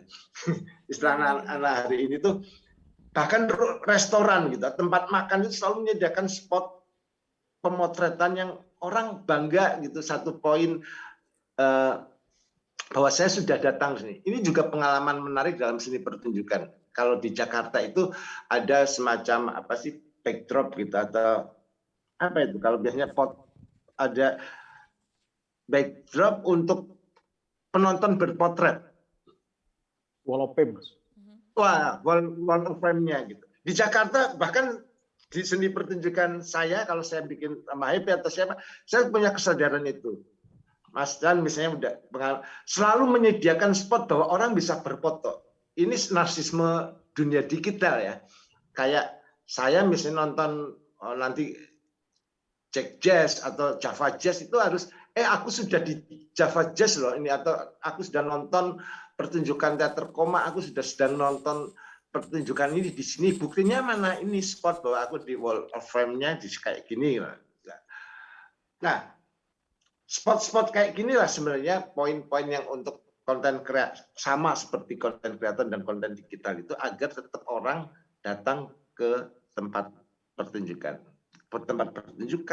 ke museum atau ke tempat-tempat yang kita promosikan dalam tanda petik. Nah, problemnya adalah memang tadi seperti apakah konten kreator itu kemudian membuat orang merasa puas pada yang ditontonnya, sama seperti sekarang hari ini muncul podcast ya. Saya misalnya sebagai orang lama, kenapa kamu tidak bikin podcast, Gus? Satu, literasi kita, dunia keberaksaraan kita aja belum berkembang. Kenapa tiba-tiba kita harus ngomong gitu? Buku diobrolin atau satu hal diobrolin, dan kenapa tidak ditulis? Nah, proses-proses lompatan budaya ini yang sebenarnya perlu kita cermati sih.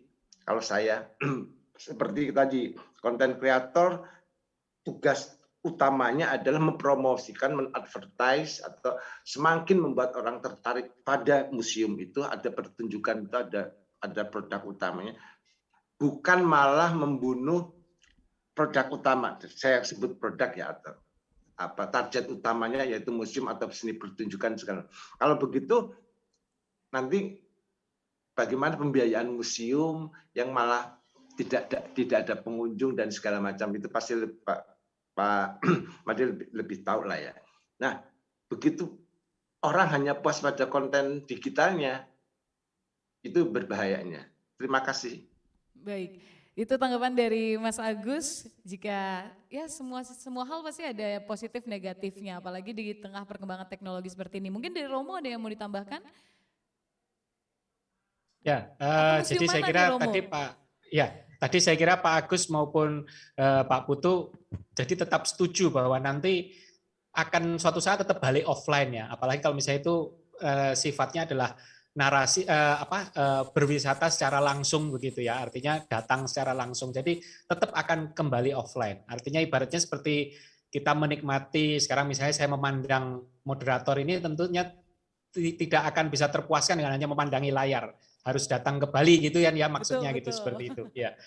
Oke, terima kasih. Baik, Ya. terima kasih Romo telah bergabung tentu saja secara virtual dan semoga jawaban dari Mas Agus dan Pak Chan ini bisa memberikan inspirasi atau setidaknya gambaran ke depannya akan seperti apa khususnya dalam seni dan teknologi. Nah ini jika kita kembali mungkin ke Pak Chan dari sastrawan juga pengamat melihat bagaimana perkembangan di Bali mungkin khususnya untuk perkembangan teknologi dan juga dalam hal seni nih Pak Chan. Apakah kita sudah siap sebenarnya, sudah melek atau jangan-jangan kita tuh masih tertinggal? Karena dari tadi contohnya Pak Chan bisa saya katakan kan banyak kan yang dari luar negeri ya Pak ya. Bagaimana Bali dan Indonesia? Ya, ini pertanyaan yang mencoba membumikan saya. Jadi, baik, saya juga bagian dari pergerakan kesenian atau kebudayaan di Bali. Ya. Bahkan setiap Rabu kalau Novi baca Kompas ID itu selalu saya menulis dari nilai-nilai yang saya terima dari warisan tradisi di Bali ya. Dan kemudian saya beri interpretasi baru sehingga kira-kira mampu mewadahi ekspresi senian atau ekspresi masyarakat kekinian. Nah, dalam soal saya kira saya mau tidak mau harus berbicara agak sedikit jauh ya, Nopi ya. Ketergantungan Bali pada sektor pariwisata saya kira terlanjur dalam tanda kutip ya. Terlanjur memang sangat jauh. Kesadaran akan potensi lokal sebagai bagian dari survivalitas masyarakat di desa misalnya, itu semua digerus oleh keinginan kita, nafsu besar kita membawa masyarakat Bali itu sejahtera dengan ekonomi berbasis pada industri pariwisata ya kan. Mungkin lebih dari 50% ya kita semua sektor sampai ke tingkat tataran paling bawah itu sudah sangat tergantung dari industri ini. Ketika saya menulis minggu lalu ya, Nopi, ketika bandara ditutup misalnya, maka yang terimbas tidak hanya radius 20-25 km di sekitar bandara ya. Misalnya termasuk di hotel-hotel di Nusa Dua, kalau kita membuat radius semacam itu, ring satunya ya, itu kan mungkin Nusa Dua yang terimbas Tanjung, Kute, ya, dan lain-lain. Tetapi justru itu sudah mengimbas sampai ke Amad yang jaraknya di ujung timur laut dari Pulau Bali gitu. Sampai ke atas di Pura Besakih, di atasnya lagi, misalnya ke desa atau ke Banjar Temukus namanya, di mana di situ masyarakat lokal membangun yang disebut dengan Taman Edelweiss ya. Mudah-mudahan teman-teman bisa. Ada yang sudah pernah ke sana atau di Amad gitu. Itu kan sebenarnya ada satu pola ketergantungan yang dalam tanda kutip sudah menjadi sangat kuat, dan pada satu sisi pola ini memang ketika semuanya berjalan normal ya, Novi, itu betul-betul masyarakat yang jauh itu juga bisa menikmati, ya kan? Jadi dia bisa bekerja di profesi-profesi tradisional seperti nelayan, petani itu mulai dikombinasikan, gitu, dikolaborasikan dengan kemampuan teknis baru, profesi-profesi baru seperti housekeeping, pengurus taman dan lain-lain itu kan muncul ya. Tetapi masyarakat lokal tidak pernah meninggalkan profesi tradisional, itu untungnya. Nah, ketika terjadi pandemi, jadi imbas dari krisis ekonomi itu sudah sampai ke Amad, sampai ke Temukus, di situ sangat jauh imbasnya. Nah, untung ya, ini bukti yang menurut saya bagus untuk jadi contoh ya. Untungnya masyarakat lokal tidak pernah meninggalkan kemampuan mereka menjadi petani, kemampuan mereka menjadi nelayan. Ketika industri pariwisata macet, ditandai dengan bandara ditutup, ya, maka mereka kembali ke profesi tradisionalnya menjadi nelayan. Nah, saya kira kultur macam ini pelajaran penting bagi kita semua. Kesenian salah satu cara aja, salah satu metode dari ekspresi manusia. Jadi kita tidak bisa secara rigid membahas hanya soal kesenian. Ini soal kultur. Ya. Lapisan-lapisan kultural yang tradisional itu ternyata itu sangat berdaya di dalam menghadapi krisis gitu. Jadi kita tidak bisa meninggalkan profesi-profesi tradisional yang sekarang masih dianut, masih diemban secara kebetulan ya, karena tidak dirawat menurut saya. Jadi perawatan itu sudah hampir-hampir pewarisan misalnya ya. Tanah-tanah pertanian makin lama makin habis karena kepentingan industri pariwisata salah satunya dan kepentingan domestik untuk kehidupan masyarakat kita gitu, kepentingan untuk bertumbuh dan berkembang karena kebutuhan lahan makin besar gitu kan. Secara berdaya mereka secara mandiri, secara dengan kesadaran sendiri gitu, tetap memelihara kemampuan itu. Ini menurut saya local genius yang harus dirawat gitu oleh Bali. Termasuk kemampuan dalam mengolah lingkungan di sekitarnya menjadi ekspresi kesenian. Terimbas dia. Jadi begitu misalnya terjadi bandara tutup gitu, kesenian-kesenian saya kira yang ada di desa-desa itu pasti terimbas gitu. Tetapi kan sebenarnya kan keahlian atau kemampuan atau bakat seni itu kan nggak pernah hilang. Jadi bakat-bakat ini sayangnya menurut saya hanya tumbuh secara alami gitu. Alam yang mengajarkan mereka untuk bisa menjadi penari kecak misalnya. Alam yang mengajarkan mereka karena tuntutan di luar itu misalnya dari ritual dan lain-lain, tetap ada sang yang dadari misalnya hidup di Karangasem. Itu kan tuntutan-tuntutan tradisional yang berdaya karena kebudayaan gitu. Nah, kalau ini dirawat dengan investasi besar di pariwisata misalnya ya, kalau ini dirawat dengan investasi yang dimiliki, pendapatan yang dimiliki oleh pariwisata, saya berharap betul dengan misalnya ya, Pesta Kesenian Bali yang sudah 44 tahun itu, berharap dengan Bali Jani yang sekarang mulai yang tahun ketiga saya kira, ini adalah metode-metode untuk merawat keberdayaan dari masyarakat yang selama ini mewarisi profesi-profesi, keahlian-keahlian, kemampuan-kemampuan yang mereka warisi secara tradisional atau dari alam. Saya kira demikian Novi secara garis besarnya ya. Saya tidak mengambil contoh-contoh yang barangkali nanti kalau kita cari contoh-contoh kecilnya saya kira ada aja, pasti banyak.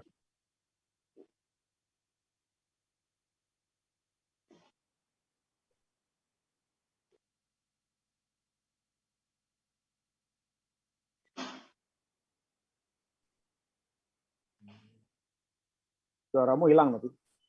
Ya, Pak Chan ya. Agar tidak terulang ketika terulang kejadian pandemi, kita siap, lebih siap dari sebelumnya, tidak seperti saat ini untuk bangkit bersama-sama. Baik, terima kasih Pak Chan. Dan tentu saja Mas Agus di sini saya akan kembali sedikit tentang bagaimana Mas Agus melihat idealisme para seniman, Mas Agus. Kita tahu kalau idealisme itu mungkin menjadi kunci dari mereka ya, untuk mau maju mengikuti perkembangan teknologi atau mereka stuck aja tetap dengan cara konvensional. Namun dari sudut pandang Mas Agus melihat para seniman di Indonesia, apakah sudah siap untuk alih media? Seperti apa Mas Agus? Terima kasih. Waduh, kalau ngomong idealisme pasti semua seniman pasti idealis, punya sikap atau untuk memperjuangkan gagasan estetiknya dalam pengertian itu. Kalau dari pengalaman saya bekerja sama, relatif sudah siap dalam pengertian kemampuan teknik untuk berkolaborasi, beradaptasi sudah ada. Tinggal misal tadi adalah cara kita menyikapinya, apakah tetap misalnya ketika menggarap dalam kolaborasi itu adalah pendekatannya seni pertunjukan, ansiata sinema, itu nanti akan berkembang secara natural menurut saya. Bahkan saya ada poin yang ingin saya sampaikan mungkin. Kalau ini situasi ini kemudian menjadi semacam tradisi, menjadi sesuatu atau konvensi bagaimana alih wahana digitalisasi seperti pertunjukan atau apapun namanya, itu bisa diterima dan menjadi satu genre gitu. Itu bisa mengatasi misalnya problem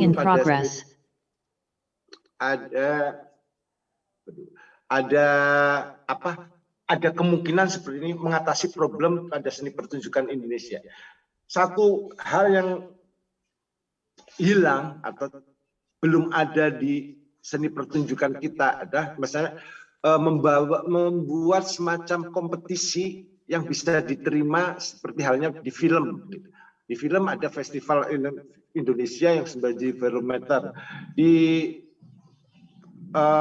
Amerika ada karena wilayah teaternya nyaris hanya di New York misalnya, kita ada penghargaan pada seni pertunjukan terbaik misalnya. Nah, kalau digitalisasi atau alih wahana itu menjadi satu konvensi, mungkin kita bisa mengatasi problem-problem geografis kita misalnya dengan mengadakan festival seni teater katakanlah atau seni pertunjukan, lalu dari karya-karya itu kita bisa mengukur, menilai untuk menentukan misalnya tahun ini aktor terbaik teater Indonesia adalah A, pertunjukan terbaik adalah ini gitu.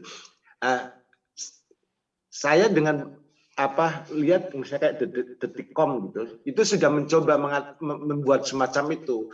Misalnya dalam 1 tahun dia atau mungkin Tempo, kayaknya Kompas juga perlu ngadain itu gitu. Mereview 10 atau 5 pertunjukan terbaik tahun ini, tahun 2000, mereview semacam ini yang pertunjukan yang bisa terpujikan atau apa istilahnya gitu.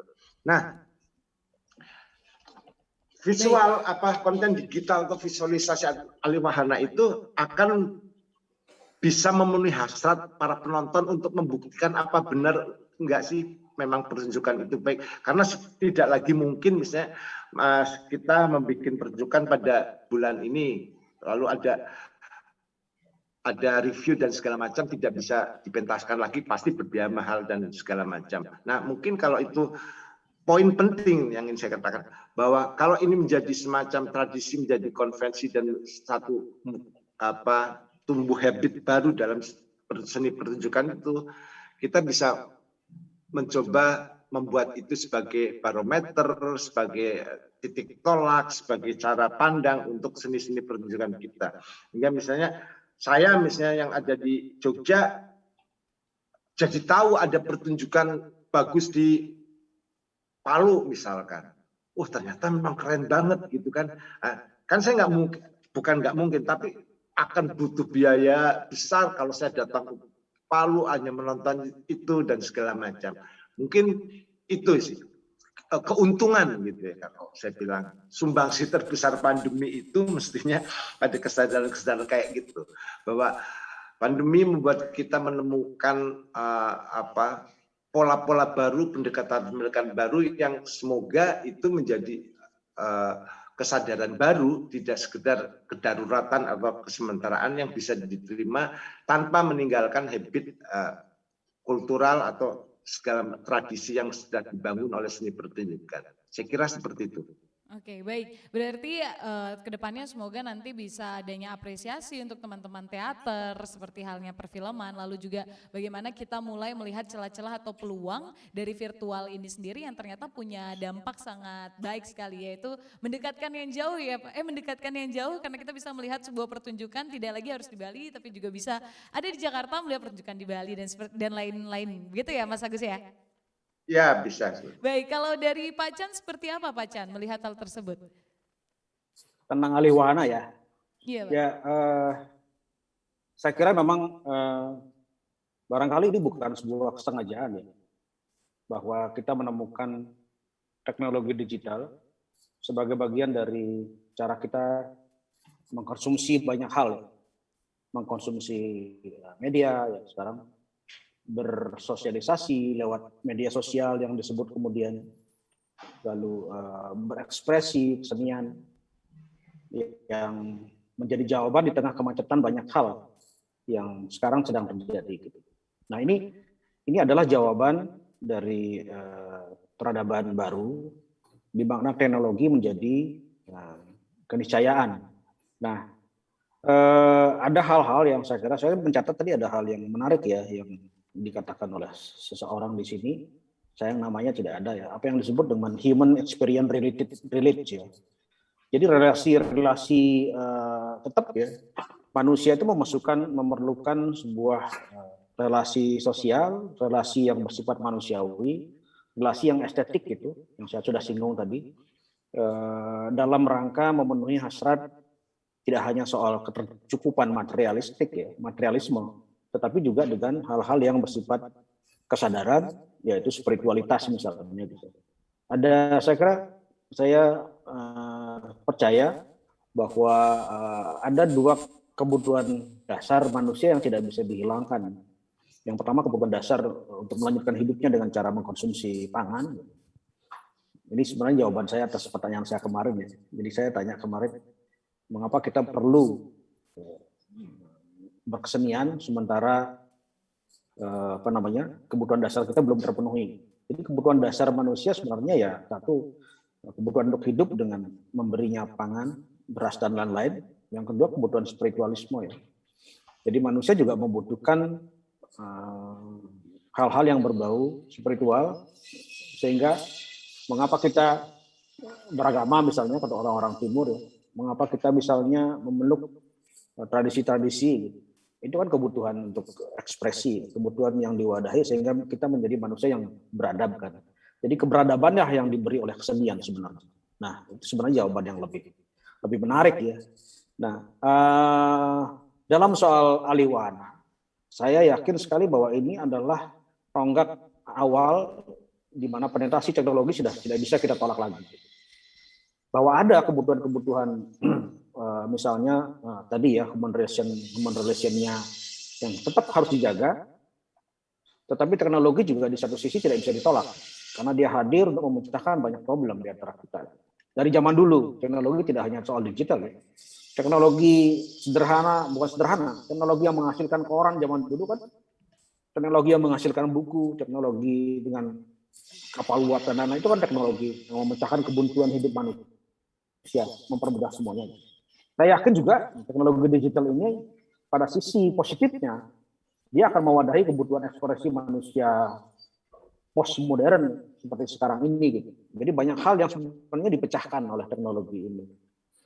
Dan semoga saja ya kita berharap ada rumusan-rumusan secara sadar dilakukan oleh para pemikir kebudayaan. Dan ini kan kemudian poinnya ya, Novia. Para pemikir kebudayaan harus membuat semacam rumusan-rumusan pemikiran yang kemudian mengatur strategi-strategi agar kita tidak mengalami akan disebut dengan disrupsi digital itu.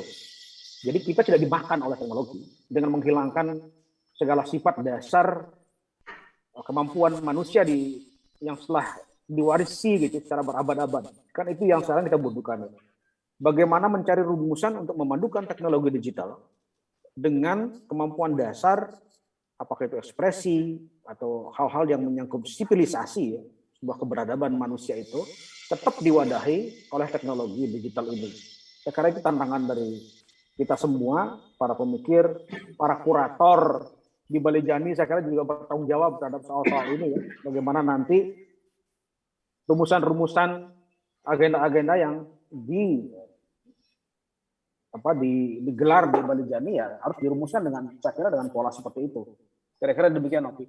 Baik, berarti kita sama-sama nanti juga mencari strategi-strategi baru untuk mencegah teknologi ini supaya tidak menggerus hal-hal penting yang dimiliki manusia ya Pak Chan ya.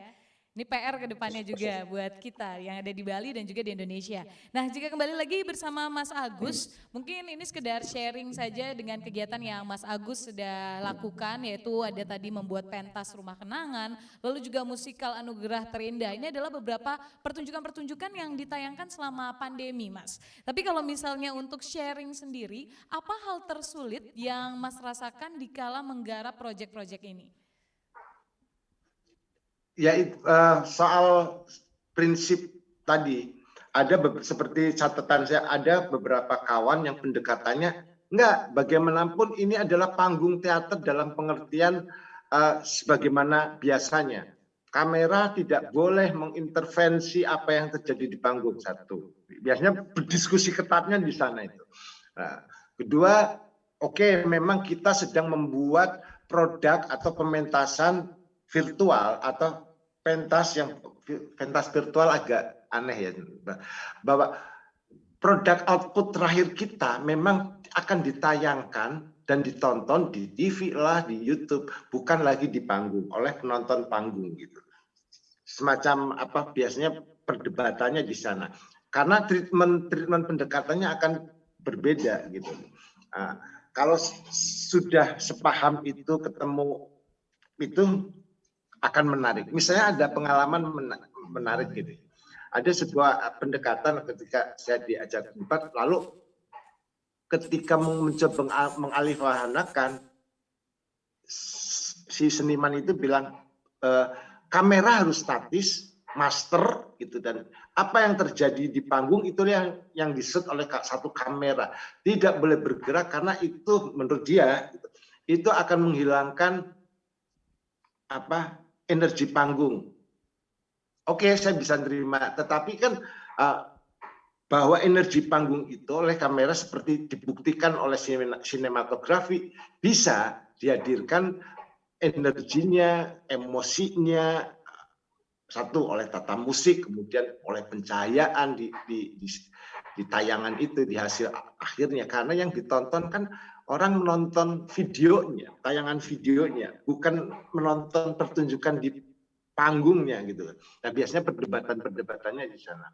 Nah, kenapa tadi Mas Chan bilang kita menonton film bisa menangis, kan ada emosi yang ditangkap kamera, ada emosi yang dibangun oleh musik, oleh dramatisasi, dan itu sebenarnya yang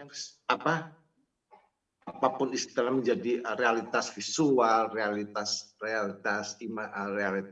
digital dan segala macam, tidak mengurangi esensi soal emosi. Tapi pada akhirnya seperti tadi juga di sini, seni pertunjukan tidak akan kehilangan penonton kok. Penonton konvensionalnya yang datang, karena memang satu, manusia itu makhluk sosial, dia harus punya kebutuhan untuk berinteraksi langsung dengan orang-orang tetangganya. Reaksi-reaksi spontan ketika menyaksikan di panggung itu akan jauh lebih nikmat. Tinggal biasanya begini, sekali orang suka menonton seni pertunjukan, dia datang, dia akan ketagihan. Itu pengalaman saya. Dia akan tahu ternyata ada kenikmatan berbeda ketika dengan menonton film gitu ya. Itu pasti terjadi. Itu yang mengakibatkan misalnya pertunjukan saya ketika misalnya Indonesia, kita relatif dengan habit penonton, kita baru mengannounce kita akan pentas tanggal sekian, itu hampir separuh seat gitu, separuh kursi, bahkan nanti di minggu menjelang seminggu menjelang pertunjukan pasti sudah sold out, karena orang punya pengalaman berbeda ketika menonton pertunjukan dengan film. Sebagus-bagus teknologi film tidak akan menggantikan emosi langsung ketika menonton seni pertunjukan. Konon kabarnya dari pernyataan penonton itu hingga mereka ketagihan. Jadi soal itu saya percaya bahwa habit kita penonton pertunjukan, seni pertunjukan pada umumnya tidak akan kehilangan penonton yang akan datang menonton. Tugas kita sebagai kreator adalah membangun basic penonton itu agar semakin banyak itu relatif ya, tapi orang semakin mencintai, kemudian semacam ingin menikmati kembali pengalaman ketika menonton seni pertunjukan. Berapapun jumlah penonton menjadi tidak penting, tapi pengalaman itulah yang paling penting bagi penonton. Terima kasih. Baik, ini juga berarti bersambung dengan statement yang ditulis salah satu yang telah bergabung bersama kami di Zoom, yaitu ada SOS, di mana dia bercerita atau lebih menjelaskan jika human experience ini memang relates dengan 5 panca indera, di mana akan lebih terasa membekas dengan pengalaman ketika kita live offline daripada kita secara virtual. Ya, dia juga mengungkapkan jika teater dan juga museum case ini sama. Setuju semua dengan statement dari kedua narasumber, di mana ini memang akan membuat kita kangen untuk bereksperience, apalagi kita di tengah pandemi seperti ini. Bagaimana dari Pak Chan, mungkin ada yang mau ditambahkan? Ya, memang kalau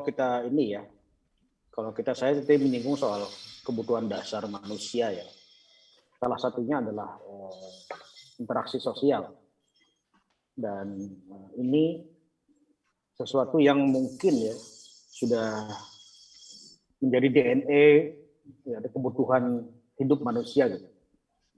Itu makanya kalau kita melakukan kesalahan maka kita dipenjara, dikucilkan gitu. Secara tradisional banyak sekali hukuman-hukuman sosial yang membuat kita dikucilkan.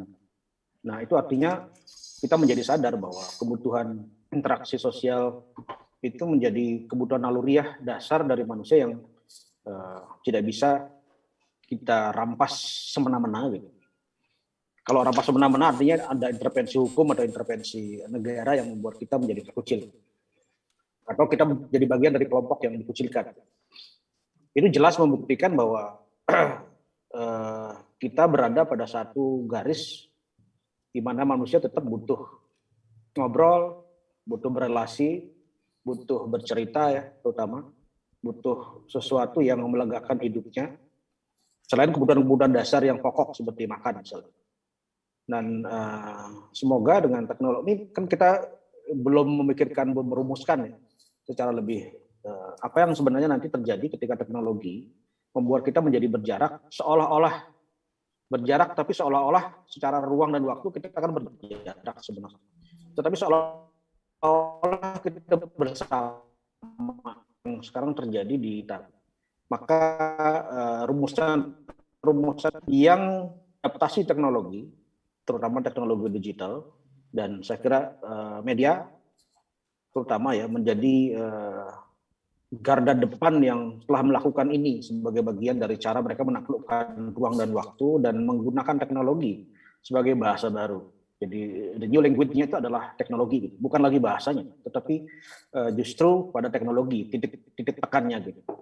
Dan kemampuan dasar manusia, keinginan dasar naluriah manusia untuk bersosialisasi, berinteraksi, itu saya kira akan mencapai satu rumusan-rumusan penting dalam abad berikut ya. Ketika kita hidup dalam tatanan normal baru, dalam tanda kutip, kalau itu ada nanti gitu. Sebagai kelanjutan dari penetrasi teknologi atau teknologi digital yang menjadi bagian dari cara hidup kita sekarang ini gitu. Hal sederhana misalnya Nopi ya.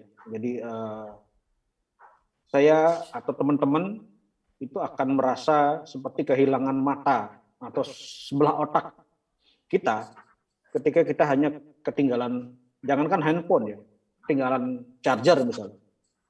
Jadi kok seolah-olah kita kehilangan sebagian dari otak kita. Jadi kemampuan-kemampuan seperti ini saya kira itu membuktikan betapa sebenarnya kita sudah mulai tergantung kepada teknologi yang dibawa oleh digital itu gitu. Jadi seolah-olah dia sudah menjadi bagian dari anatomi tubuh kita. Nah, inilah saya kira tantangan hidup manusia ke depan. Jangan memindahkan seluruh otak kita di handphone kita, sehingga sangat jarang orang hafal sekarang ya. Nomor telepon teman dekat gitu, bahkan nomor telepon sendiri atau rumah sendiri pun sekarang kita sudah jarang hafal, karena sudah disimpan semua dalam memori atau otak yang lain. Sehingga sebagian kalau kita kehilangan otak itu, maka kita merasa seperti sesuatu yang tidak lengkap dalam hidupnya.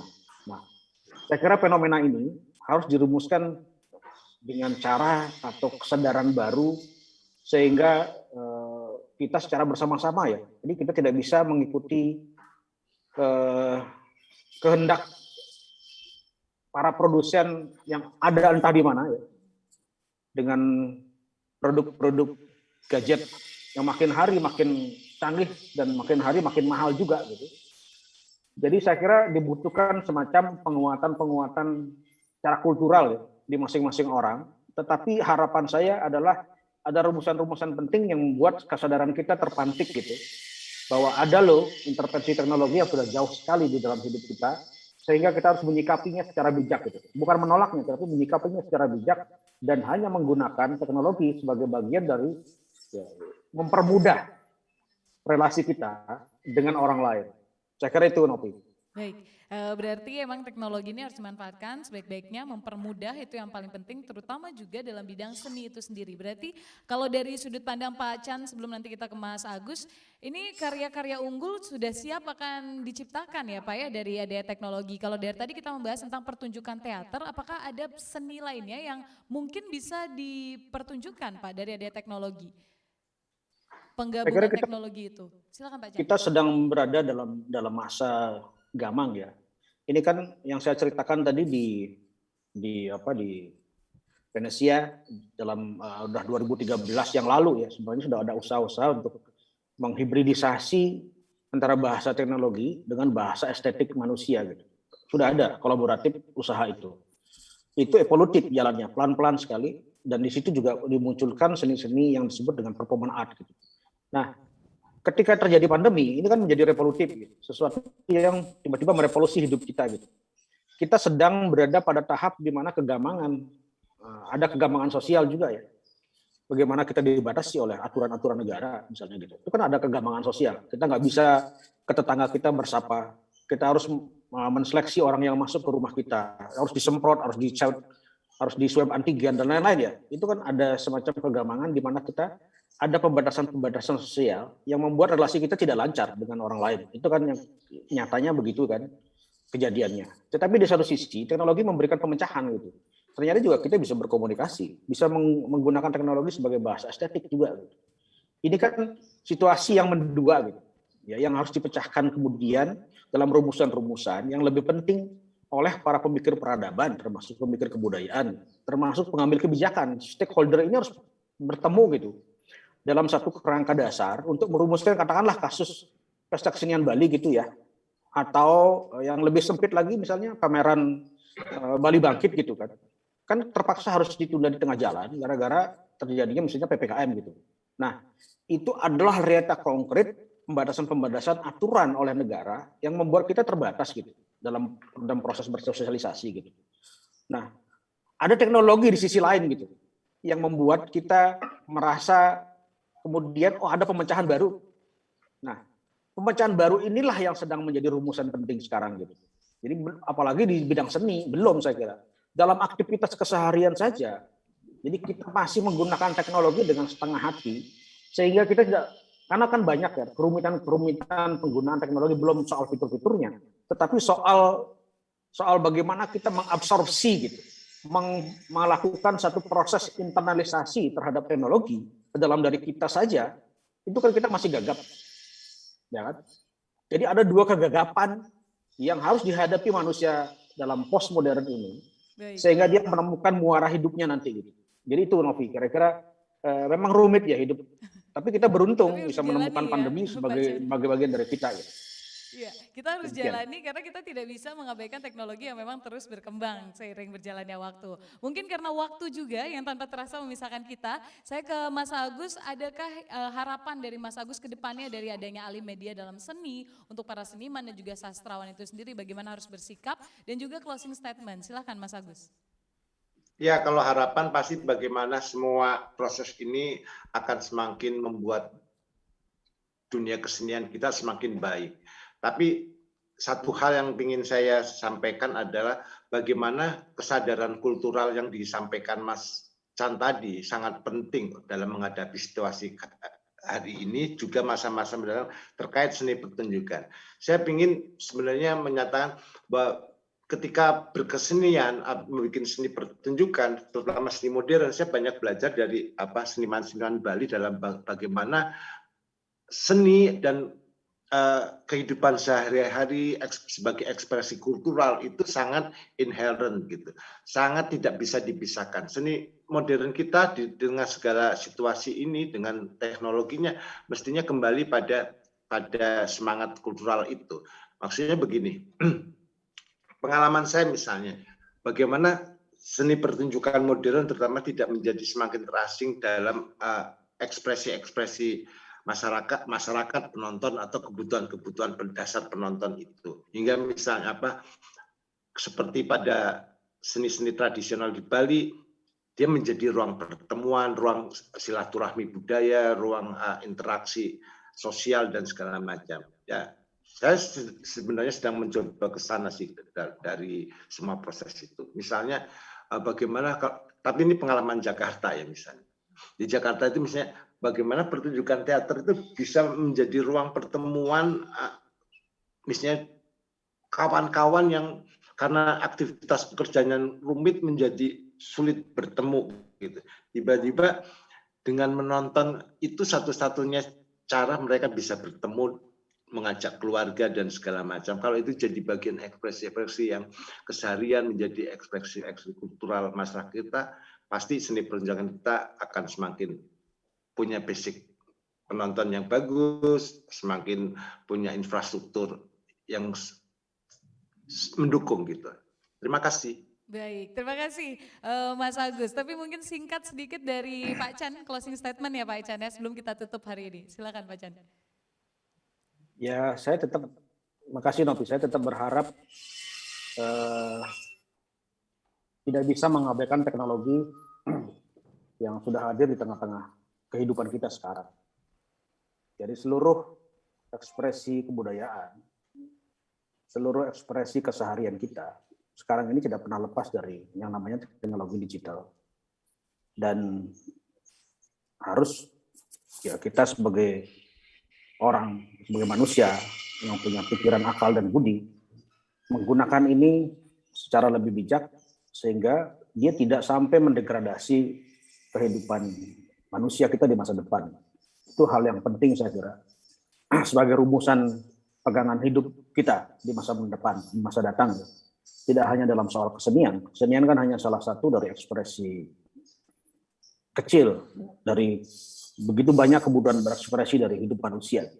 Dan tetapi dia bisa menjadi motor penggerak karena dia bekerja di wilayah yang sangat dalam, lalu dia memberi harapan.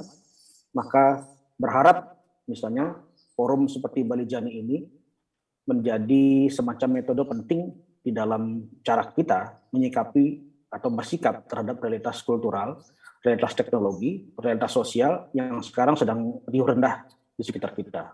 Kalau ini terus dilakukan dalam jangka ke depan, dan saya bersyukur ini sudah diatur dalam sebuah perda ya, kalau nggak salah nomor 4 tahun 2020 ya, ini akan memberikan semacam landasan hukum untuk kita tetap melakukan satu proses kerja kesenian yang saya kira nanti mudah-mudahan bisa merumuskan hal-hal penting dalam kehidupan kita. Tidak hanya soal kesenian, tapi adalah kebudayaan dan peradaban. Demikian. Baik, terima kasih Pak Chan dan juga Mas Agus atas pemaparannya, kurang lebih 2 jam kita sudah saling sharing. Dan tentu saja ini sama-sama kita berharap jika alih media dalam seni itu bisa menciptakan dan melahirkan karya-karya unggul yang menawarkan kebaruan tanpa lepas dari unsur kebudayaan. Itu hal yang paling penting. Karena kita percaya teknologi bukanlah penghambat dari suatu hal yang ada dalam hidup kita, melainkan teknologi adalah sebuah booster untuk menciptakan atau memunculkan hal-hal baru khususnya bagi generasi muda ke depannya. Dan semoga Sarasehan edisi kali ini bisa bermanfaat dan menginspirasi Anda. Waktu dan tempat saya kembalikan kepada MC.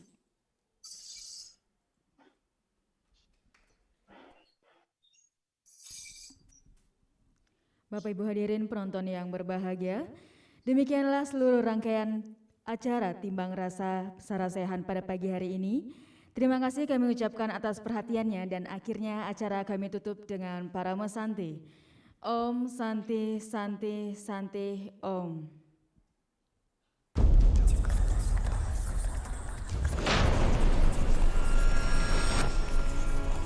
Dalam festival seni Balijani ini agar terus berkreasi, berinisiatif untuk sama-sama menjadikan ini sebagai forum atau wahana dalam menampilkan karya-karya yang terbaik.